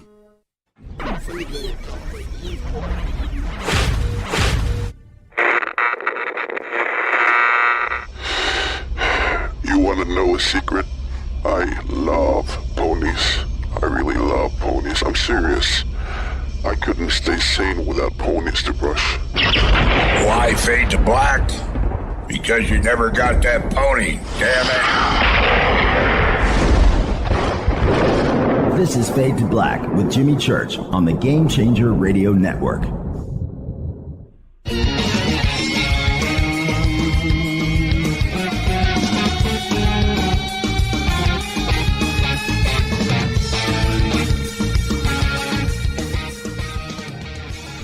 Welcome back, Fade to Black. I am your host, Jimmy Church. What a great night on the show. Tonight is the world premiere for Extraordinary, The Revelations. Earlier tonight, we heard from director Jon Sumple. I want to thank L.A. Marzulli for stopping by tonight. Man, so much knowledge inside of his head. And right now, it's Lori Wagner. Lori, thank you. Thank you, Jimmy, for having me and John in L.A. How you doing? I'm doing good. I really am. You know, I'm excited. It's got to be, here it is, the world premiere. And I look at it like this. It's like, you know, you've got a bunch of baby goats, right? And a year later, they're all grown up, you know, and that's what it's like. You get to, you've got so many projects in production. You're always out there looking for new things to do. And then you get to see these ideas, right, finish out and have a world premiere. Is it kind of like that? It's exactly like that. It's so exciting to have it just, you know, come to life like this. And, you know, the premiere that you were at in Pasadena, that was a really big moment because we were there live. You know, obviously with COVID, we've all been held back. So it was even more special to be out there. But yeah, this is so exciting. I can't wait to just turn on Amazon or Apple TV or Vudu and just have the film right there. And pay for it yourself, right? Well, that's true. I'll be doing it tonight, and it's a good, rewarding feeling. And you know, watch the trailer, right? Watch your own trailer. One of the things I wanted to ask you about that. One of the things that I like to do is have the experience that and relive it with my own stuff. In that, when I'm out there in the Netflix, in the in the Amazon verse, and I see something that I'm interested in, I watch the trailer. And I'll watch like the first 30 seconds of it. I don't want to watch the whole thing because generally that gives away, you know, what you're watching. But I'll know right then, and then I'll go and make my purchase or not. And I like to do that with my own stuff. because that's the experience that everybody else is having. Do you do the same thing? Of course, I do the exact same thing. If the trailer doesn't grab me in the first, like you said, 30 to a minute, I'm not even going to try to watch it. Right. It has to pull me in right away, whether I love the characters that I'm seeing or even the opposite brings me in too. Now, the idea for Extraordinary, the Revelations, I kind of want to throw the same question at you that I threw at John early, and I've certainly asked this of Jack. The idea for the film in the beginning is always a discussion, and you're hopeful, right? Mm-hmm. But usually by the end, it's not what you discussed in the beginning. Things morph into something else. I didn't see it this time. Did from the original discussions, what's premiering tonight, is that what you guys envisioned? It was. It actually, what we discussed about the 3 different beliefs, paradigms, and then adding in the whistleblowers. You know, we had Clifford Stone and Dan Sherman, Lynn Buchanan. It all panned out the way we envisioned it. It really did. There wasn't much going off of that road. It just stayed within the original discussion, and I think we were better for it. Now, one of the things that I've certainly expressed a lot about you and your contributions to J3 is you take it upon yourself to go out there and check out the world. And I'm not going to reveal all of our conversations that we have or the text or the things, but you are constantly out there questioning, trying to figure things out. What inspires you to get into this community to do the research that you do? Well, actually, when I grew up, I was really into ghosts, paranormal, reincarnation. The UFO part of it did not hit me until I was probably in my 30s. And it just came out of nowhere. I don't even know where it came out of. All of a sudden, I had an obsession with Area 51. So I went out there with my dad because my dad worked in aerospace. And that just started the whole thing. I started meeting people, going to conferences. The 2 people I first met, Yvonne Smith and Paola Harris. Formed friendships with them, started working with them. And that really pulled me into the abduction side, really with Yvonne. And that's where I still remain today, is the experiencers, the abductees. I think they are disclosure. I really do. Because they are face to face, whether they're conscious of it or not. It's happening. Now, I get to instruct the executive producer on a technical point in this show. I'm almost nervous. You don't have to fidget with your microphone. Okay. If you touch it again, you're going to hear from me first thing in the morning.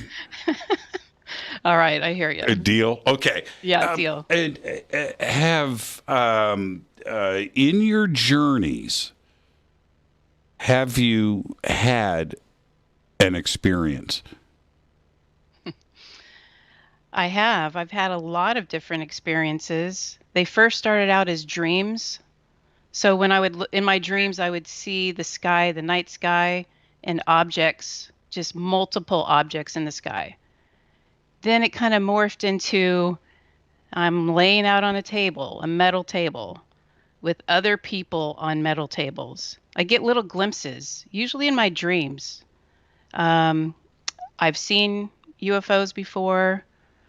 I've had a lot of paranormal go with it too. Mm-hmm. I think almost more on the paranormal side. I've been scratched. I've got photos. I've had 4-fingered fingerprints on my wall that were shiny and iridescent, really long, kind of bulbous at the end. A lot of things happened when I actually first met John and Jack, by the way, in 2009. Mm-hmm. I was helping coordinate a lecture. We were bringing Stan Romanek out to Southern California, and we all had paranormal with that. We had these phone calls that he calls, I think, Audrey calls, where it's a female computerized voice. And I had 7 of those. I recorded a few of them. Now, I know people might say, Stan's case is bogus and those were fake. But I can tell you when I got those calls, my entire body just got electrified. Something was different about those phone calls. Absolutely. I get them all the time, but they're always about my auto warranty. Yeah, that's a different kind of call. That's not an Audrey call. But when these things happen and they continue to happen, what do you start to do? Do you question yourself? Right? Am I going nuts? Because we all have those same thoughts. What do you do with that? Well, actually, it kind of verifies a lot of when I am interviewing experiencers and people with this field, all of these things start clicking together. Right. Because I'm like, okay, well, that happened to that person and that happened. Now it's starting to happen to me. It's even to this day, I'm having current activity of things that I don't know why it's happening, but it is. Just the other night, I had another dream where they were in my head and I was laying out on a table with other people. And these ETs, they looked human, though. They didn't look like I would expect. Mm-hmm. But the thought was all in my head, right here in the front of my head. And I don't understand how that happened, but I don't know. Yeah, I'm going to bring up a recent conversation that you and I had. I was literally at a Tommy's drive-thru. And you remember the conversation because we were talking chili burgers. And you were, this was just recently, too. This was like 3 weeks ago, maybe a month ago. And you said, Jimmy, I've got to tell you what happened. And you started to, and then I cut you off and I said, I want to save this for another time. Right? But you were with a couple of friends and you said that you weren't sure, but you think that the night before that something may have happened and it had to do with missing time. Now, let's talk about that specific experience there when you're concerned. You were excited on the phone, right? Okay, there was that part, but you weren't sure. But take me through the events of that evening for everybody and why you would bring it up to me on the phone. I think that's the one. I was recently in the Cottonwood area about 4 weeks ago with two other people who are experiencers. And one of my friends woke up the next morning with some marks on her body that I've seen before with photos. I know what to look for. We didn't have any of the UV lights where you could actually pick that up because supposedly when an extraterrestrial, maybe they grab your wrist or part of your body, they leave a residual mark that can be picked up with certain UV light. So that kind of started the conversation. Then we all just began having, memories of, well, wait a minute. Last night, didn't you I woke up with having some really weird dreams. Well, then I find out that the other two also did. I really don't remember the missing time part of it. But it just leaves you with this feeling of foreboding of, oh my gosh, something really did happen. It wasn't just me; it was the other two. Mm-hmm. And what do we do with experiencers that have this story to share with the world? And right now, we're in the middle of disclosure. And it seems that the press and Capitol Hill want to focus on the military aspect of this when we have, what could be millions of people with these shared experiences, and these voices aren't considered, aren't heard. How do we deal with this? We get more projects out there, and that is really where I want to do more shows, film or television, because the experiencer is not talked about in a good light. If they are talked about, they're ridiculed. We know that. So I'm in development on another project about experiencers, and they're all professionals in their field, and attorneys and doctors, and the mainstream people, the normies as you call them, they need to know this is happening to people. And there are support groups out there, Yvonne Smith, Barbara Lamb. I know there's Opus. There's so many support groups, Kathleen Martin, and that's wonderful. But I don't know if the general person who's having this happen, who's not sure what it is, they don't know what to do. They're probably going to start drinking more, or overeating, or whatever to be comforted. So that does bother me about disclosure. They never talk about, well, who's flying that craft? And what are they doing? They're just worried about, the technology of it, of how fast it can go. And we can't believe it's doing these maneuvers. But who's flying the craft? And what are they doing? They are doing things to people. They're taking people, whether you're conscious of it or you're not conscious of it. And I believe personally that it's a large percentage of our population that it's happening to. Now, how much of it do you keep inside of yourself, in that you don't discuss it, and that you haven't discussed it, but you're with another experiencer, and you hear that little nugget that only you know, and then somebody else verbalizes it, and you have that moment. How often does that happen? It happens a lot. It's happening more and more because, our last film was about the hybridization program. In my mind, I'm thinking logistically, well, they're only going to take women who are of childbearing years. Well, I am not in those years anymore, but I'm having more activity now. So I don't understand that. I thought they really were just taking us for our seed. So when that happens, I want to talk about it more and more because I used to be the outsider. I just thought I was the researcher looking into this. But as the years have gone on with dreams and awake encounters, I'm no longer that outsider. I'm just any member of a support group. I could be any member. Now, I want to talk about some sightings of yours, and there's a reason for this. Your father, you come from an aviation family, and aircraft. That's what you do. I mean, that's one of your hobbies, and so when you see something that is not part of your family's background in aviation, right? You know what you're looking at, right? When the first time that you saw a craft in the sky, and you knew it wasn't an F-14, right? An F-16 or a helicopter. What went through your mind? Because you know the difference. Well, the very first time I was actually in Sedona on a UFO tour with Tom Dongo and two other couples and my husband. And we were looking over the mountains of Jerome. And by God, this object showed up. It was oblong. And what really blew me away is I asked everyone, let's say out loud for this object to move to the right or to the left. We all did it in unison, and that object moved accordingly to what we were asking multiple times. And then other ones came up behind it.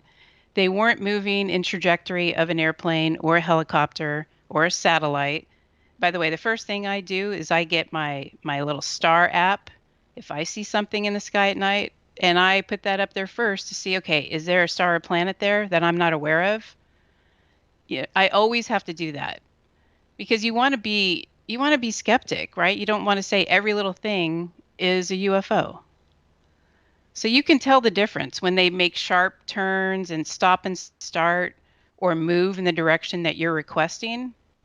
That's an unidentified object that is, to me, having some kind of a thought connection with me.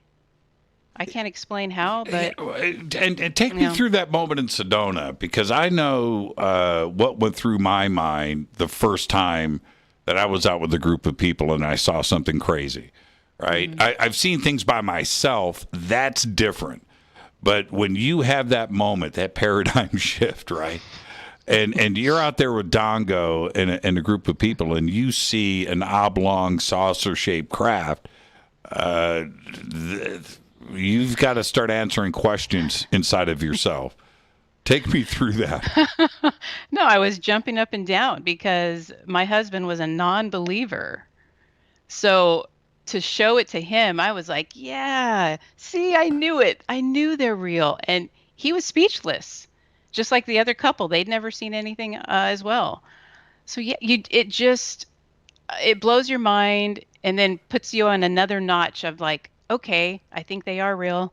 And then the next thing that happens, like, okay, I think they really are real. But it's a personal thing. I mean, there could have been some guy standing next to us who saw it and said, no, that was the ISS, or, that was a satellite. But we all saw it together as a group, and it shook everybody there, including Dongo, I can tell you. I remember our mutual friend, Steve Murillo. This is about 8 years ago.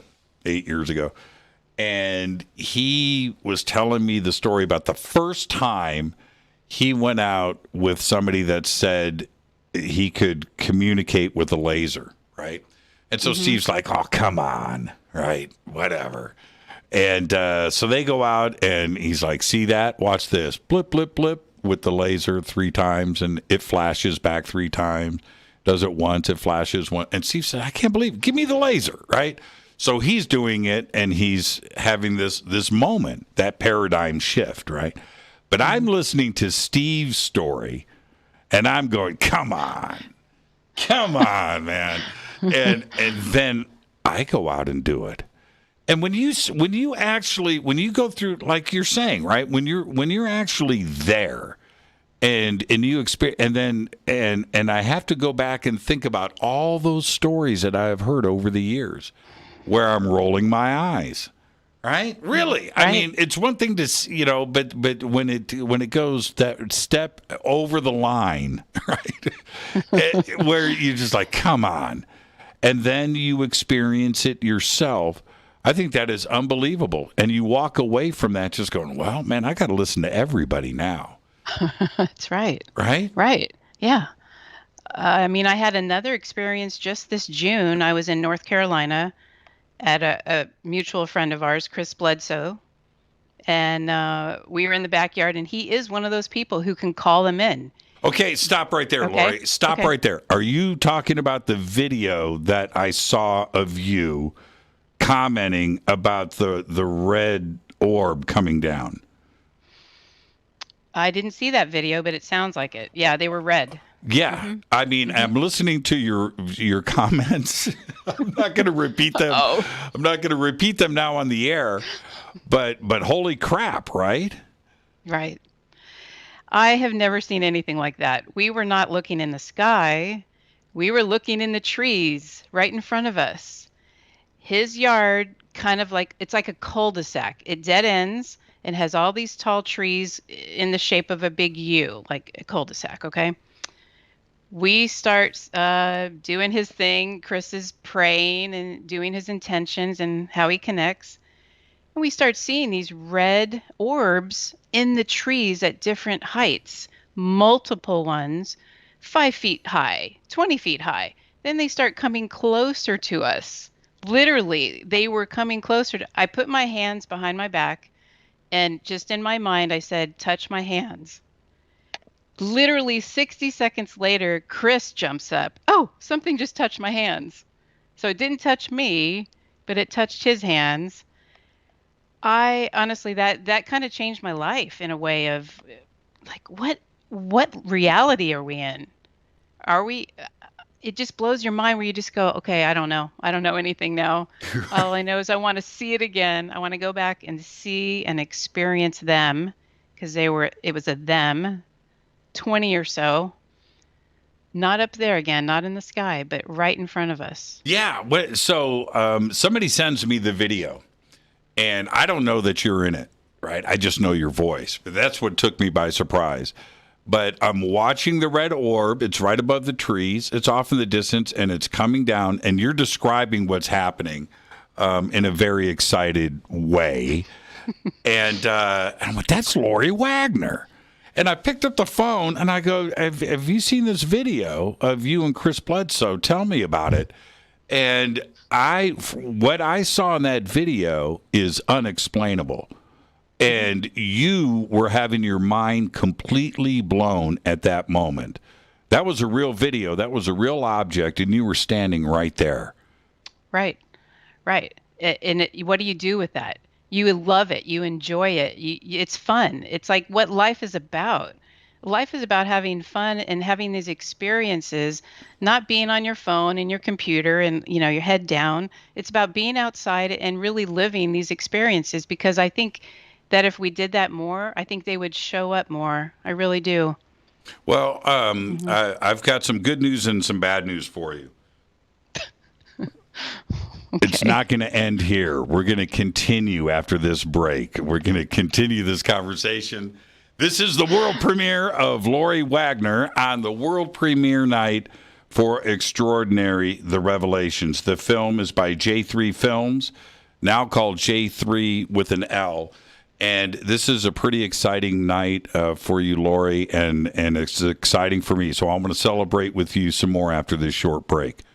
Sounds good. Are you down for it? Are you down? Yeah, absolutely. I love that smile. Let's take our break right here. This is Fade to Black. I am your host, Jimmy Church. This is a great night. Now, the links for the film are below. We have them throughout social media. You can now watch the film, and I want everybody to do it after this show tonight of Fade to Black. I'm your host, Jimmy Church. We'll be right back. Stay with us.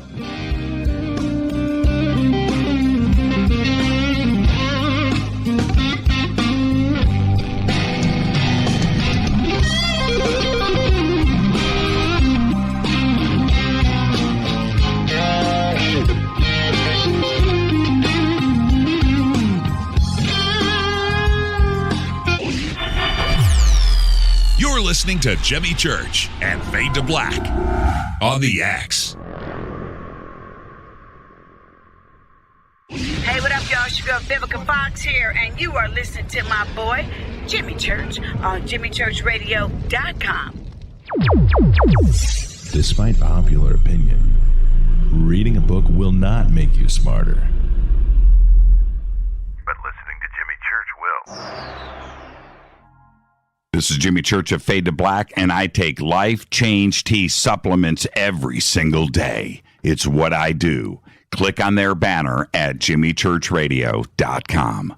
Are you ready to read about true paranormal events? Unex Media publishes nonfiction books about UFOs, ghosts and haunted places, time anomalies, cryptid creatures, and more. Just like KUNXDB Radio, it's all about unexplained phenomena. Visit www.unxmedia.com to see our list of great book titles by Debbie Ziegelmeyer, Gene Walker, Devin Listrom, Wayne Lawrence, Bill Spicer, and yours truly, Margie Kay. That's unxmedia.com. When you take the beans from Central America with dashes of Indonesian and African mixed in and then roast it to the dark side of Fade to Black, you create the ultimate brew of fringe. Introducing the Fade to Black blend from Rivermoon Coffee. Yes, Rivermoon's darkest customized roast was created for the love of Fade to Black. The alchemy of masterful roasting and smoking the beans is in every sip of this full-bodied, dark Java. I need my coffee dark, deep, with distinct bittersweet chocolate highlights, just like the bunker. Leaning further into the darkness of the roast is Fade to Black blend from Rivermoon Coffee. Just click on the banner at jimmychurchradio.com and use the promo code F2B Blend for 15% off of your order today. This is Billy Carson with ForbiddenKnowledge.tv. Forbidden Knowledge TV has just reached its 1-year anniversary. That's right, 1 year. And as a show of appreciation, we are giving all new subscribers a free 30-day trial of ForbiddenKnowledge.tv. That's 30 days to binge watch thousands of movies, documentaries, conferences, workshops, lectures, yoga classes, meditation courses, and so much more. So log on to forbiddenknowledge.tv from your computer or mobile device, or get the Forbidden Knowledge TV app on Apple TV, Roku, Amazon, iTunes, or Google Play today and use coupon code 30daysfree. That's coupon code 30 days free on forbiddenknowledge.tv today. Are you intrigued by Paranormal Talk Radio? You'll love the new Paranormal Radio app from TalkStream Live. You'll find a great selection of talk shows covering UFOs, ghosts, strange phenomena, and much more. Download the Paranormal Radio app now and start listening to the very best in paranormal talk entertainment, including the network you're listening to right now, the Paranormal Radio app, free in Google Play and the iOS App Store. Erica, Brittany, Gabby, and you're listening to JamieChurchRadio.com. It's not a lifestyle we chose. We were born this way. This is KJCR at JimmyChurchRadio.com.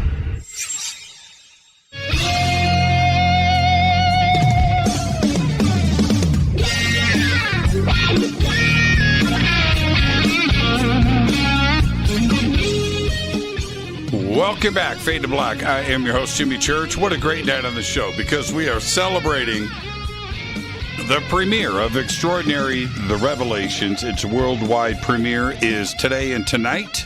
So after the show, everybody go and watch the film. It's an excellent film, and I was asked to narrate this film. And it's such an honor. And for me, it was a bucket list for me to go in and narrate. I love Robert Clotworthy and Peter Coyote and some of these greats that go out there and do this. And I thought, man, one day. And when the team over at J3 approached me and said, hey, I said, absolutely. And what I didn't know at the time was how much work goes into narrating a film, number one. And number two, the appreciation of those that get it done all the time. But somehow I pulled it off. And so when you watch the film tonight, think about my nervousness going through and doing this film. Now, we're going into overtime tonight, and Lori Wagner is with us. And Lori, before the break, and I want to thank you and the team over at J3 for inviting me in to this. What a moment for me personally, and my nervousness was alleviated because John and Patrick did an amazing job at editing the film and the way that it is put together. Not only is it the music and the editing and the titles and the graphics, but it's so cinematic in its approach. And I just sit back and go, wow, this is something that is at the level of what the world expects today from production, because production is something that has gotten really, really good. You can have all the message that you want, but you have to have something that is eye candy too as well. And I think you guys knocked it out of the park. Thank you so much. And your voiceover, your narration really fit this project so well. We were so excited when you said yes. So we're so stoked. This whole project has come together, and it's a great team. That's what production is. It's a team. I remember, this is a long time ago. You and I were talking on the phone when everybody said yes, right? And I said, Lori, I'm going to narrate this thing, man. I can't believe it. Little did I know how much work was going to go into it. And but yeah, in the end, I think it was really well done. And you guys made me sound really good. And I'm just going to say that right now. It's magic in the editing. We were talking about Chris Bledsoe before the break. And you have had a long relationship with Chris, and And I remember you and I talking about him. Oh, man, it's been a couple of years when we first started those conversations. And there was a lot of, I want to say this right, but I guess secret may be the right word, in that the community was talking about Chris, but there was some other stuff that was going on in the background with Chris that we know more about it today. But that is the government and agencies were really interested in Chris. Why do you think that is and was? Wow, that's a big question, because his case is so different because of that. You've got NASA, CIA, FBI, you've got all these agencies. Why? I have my own beliefs about it, and one of them I'm not going to share because it does involve his case and a certain angelic being that has come to him in awake times. This was not a dream. This was not through regression. This was actually an awake moment. They are looking for things that Chris knows. That's why I think they are coming around him. They're in awe of him too, just as regular people. He's working with these agencies, different ones still today.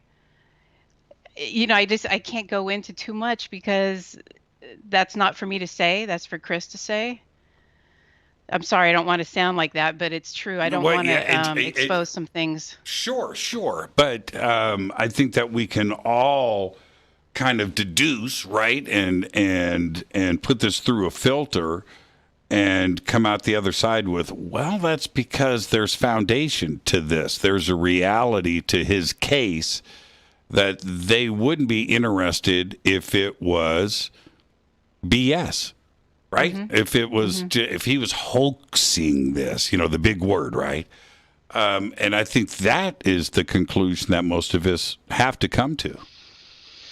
I agree with that. And even now, he has a really good night vision psionics camera, so he's gathering more proof with the orbs. Now, we don't know exactly who or what orbs are. Chris has his own theory about it. I think he believes that they're actually the beings, the vehicles for the beings. Now, you see an orb and it's small. It could be the size of a baseball or the size of a basketball. Well, how can a being be in something that little? Well, because they defy what we know for our science. And just his whole case is so incredible. It's so layered. I wish he was here that he could, throw out some things that's happening, but I don't think he understands. Well, I agree. It's just like LA said, like, we don't really know for sure what's happening. If somebody does tell you definitively what's happening, run the other way, because nobody knows really what's going on. Now, the the origin story to Chris, I think that I personally absolutely put an ET component to this. He saw a craft out in the field, right? His son, his co-workers, there was contact with beings in the forest, and that if we look at the genesis of everything right there, it appears to be an ET visitation on his then property that is following him to this day. Do you still subscribe to that there is that this is ET in origin? Or are we talking about something else that just exists on this planet? Oh, it exists on it's not just this planet. It's extraterrestrial, but it's angelic. It's really angelic. When Chris prays or uses his intention, he's praying to God because he's a believer. Mm-hmm. So he is praying to God, but yet these ETs show up, what we would consider ETs. So that just leaves you hanging right there. It's happened to myself as well. I have had a few situations where I was praying to God, but I was in a really deep, dark moment in my life, and extraterrestrials showed up. That blew my mind. I thought, wait a minute, where are the angels? And these ETs show up and they actually help the situation. I don't even know where to go with that. Angels, extraterrestrials, is it all one?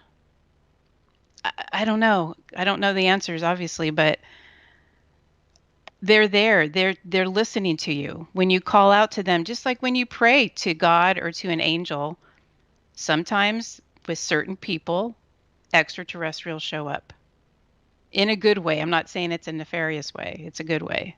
Now, when we talk about, not we, wait a minute here. I got way ahead of my skis. When Chris talks about the lady, we are jumping to, right, the Virgin Mary, or where these experiences have happened throughout time. Chris isn't unique to this, but are we talking about the Virgin Mary? Is that what is going on? Because he steps back from that, and I understand why, but is ultimately what Chris has been seeing and communicating with, is this the Virgin Mary that has been appearing throughout time? It could be, but I don't believe it is, and I don't believe Chris believes it is. Because there's a hierarchy with angelic beings. I've heard him say he doesn't believe it's the Virgin Mary. I have had an experience with her myself. What? Wait. Okay, pump the brakes. Yeah. You're just revealing this to me now live on the air. Yeah. Okay, all right. Okay, let's go. What are you talking about? What happened? 2015, it was around Easter. I woke up from this dream. I was crying because I woke up this beautiful woman. Now, let me say this. Before this dream, I had not seen the artist rendering that Doug Auld did of the lady. I hadn't seen it yet. So I wake up. It's 2015, like I said, Easter. And this beautiful, she had blonde hair down to her shoulders. She had a white gown with gold threading through the gown. And there was a female on either side of her. And she just looked at me. She did not say anything, but it was this unconditional love. And out of her heart area, the heart center, it was almost like being at a concert when you're standing too close to the speakers. I could feel it physically, this boom, boom, boom between her heart and my heart. And I just cried and cried. It was like, in my mind, it was like looking at God. Now, this was physical. This wasn't a dream. No, this was a dream that I woke up right out of it. Oh, I got you. Okay. Crying because I just saw her. I didn't know who she was. Right. Fast forward 2 months from then, I was on Facebook, and I see this artist rendering that Doug Auld made. It's a beautiful painting of the lady. And I looked at the description. I said, no. That is the woman who was in my dream. Exactly. The hair, the eyes, the white gown. I can't explain it, Jimmy. I just know that is what I experienced. There was some other parts of that dream that I don't wish to share publicly, but it was the same angelic being that Chris describes as the lady. So the interest of Italy, right, in this is pretty apparent too. Diana Pasulka is very interested in this. Of course, not only her book, but her connections back to the Vatican, and she's a professor, and this is what she studies. What do you think that the Vatican has to say about Chris Bledsoe? I think the Vatican has a lot to say about Chris if they were to ever speak about it. Obviously, they will never speak about it. They know who he is. I know that for sure. Mm-hmm. I'm not sure if they would be happy to explore that idea, because the Vatican, I'm sorry, but I just think it's a lot of secrets, especially down in the basement, which is where certain people have been to get information. I would think that they would want to shut that down, personally. They would probably want to shut down this idea, because like you said, do we think it's the Mother Mary, Virgin Mary? Possibly.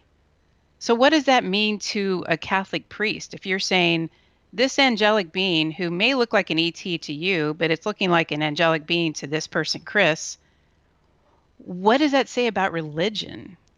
You know, LA is a perfect person to bring into this discussion. Well, I think he was pretty obvious about all of this, where he thinks that it's purely supernatural, that this is something that we have to absolutely consider, that this is supernatural, and look into the definition of supernatural in case you have any questions about that. But L.A. is okay, and he's a biblical scholar. That guy can quote any page of the Old and New Testament with authority.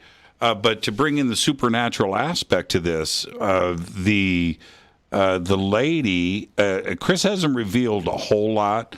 Ryan, I think, is a little bit more vocal about this, but that there were certain visions of the future that were relayed over to Chris, and this is something that he has to hold inside of himself. Right, because he feels if he were to release some of that, he would have the responsibility of, you know, what if it happens, or what if it doesn't happen? But what if everyone prepares for something and it doesn't happen? And I know that Chris isn't the only experiencer who is having visions like this. There are many who are brought on board a craft and they're seeing this big monitor and they're showing cataclysmic disasters on this planet in hopes, I think, to have us really clean up our act. I think that was the inspiration for it. Now, this information is going through these agencies and making itself back into the system of Washington, D.C. Are they doing something with this information? And certainly Chris can't be the only one that they are in contact with. And there has to be another component inside of the Beltway that is aware of this. Tom DeLonge mentioned this very directly on this program 4 years ago, where he said that there are people inside of the Department of Defense that absolutely put a religious connection to this, and you need to be careful with what you're making contact with in the sky. Well, that's interesting, because what does he mean by that? You have to be careful. And I've heard that from Tom myself. I live in the same town he works in. I mean, I've met him several times and talked about it, but usually what's coming in from his direction is they are a threat. That's all it is. They are a threat. If you really knew what was going on, like, okay, well, I don't totally agree with that. I think we have a balance here. They're not just all good. They're not just all bad. It's just like humans. I don't understand when people jump on these camps of either side. That makes no sense to me at all. Right. You know, but the religious connotation, just like LA again said about Obama, what does he know about the religious connection to off-planet beings? You know, we might really be shook if this ends up being a different hierarchy where the extra right. Like, well, and LA brings up a really good point. One that I absolutely agree with is we're using words probably incorrectly here, right? That religious is the wrong word to use. Religion is the wrong word to use, only because it's a word that we have, but it may not be what we are talking about, because religion to everybody else on the planet means a very specific thing. And we're tying in religion to this when it's probably not the right word. I don't know what the right word is, right? I don't know. And have you ever felt threatened? Have you ever felt scared? Absolutely. I've been attacked energetically, spiritually. I deal with a lot of different people when I'm, doing a new project. I'm calling people, emailing, texting, and I've learned with certain people that I can't be on the phone. For some reason, being on a phone call, if it's I've had it with different people, where I get attacked. And when I get attacked, all of my senses I get shaky. I get kind of this out of it feeling, and it's not coming from me. So I've learned when it comes to certain categories, only do email or text with the people that I'm looking for participating in a project. I have been attacked from what looked like a demonic creature several times. That one blew me away because I had just come from a very peaceful event with some friends who were in this field, and we left that evening kind of doing a prayer, and it was like this whole, great thing. And I get home, and I have a cross on my wall, right where my bed is. But this thing, I woke up with this demonic creature right there. I don't want to describe him, but it's happened twice. And I was so confused. I'm like, wait, I have a cross right here. Right there. How could you be coming here? And I just start saying prayers, and, eventually it goes away. But I have been scared. I've been scratched. Like I said, that was paranormal. My entire torso, I have photos of it, were scratched up and down. The house I used to live in was just paranormal activity on steroids. Is there a connection? Is there a connection of with paranormal activity and ET contact? 100%. Goes hand in hand. I'm not sure why, but it seems like people who do have these encounters with ETs also have paranormal activity in their house, whether it's a ghost they're seeing, objects moving, noises clanking, doors opening and shutting. It's all on this energetic wavelength, and I think they share certain frequencies. Is my theory, is that they're sharing these, they're kind of crossing over each other, or maybe they attract each other. I recently shared some photos of us at this petroglyph site in Nevada, and when I went through with this group of friends and we're looking at, I'm not an anthropologist. I don't know what I'm looking at, but I could tell that there was a story here. That's what I felt like. I felt like there was some communication. I just didn't know what. There were a few things there that stood out.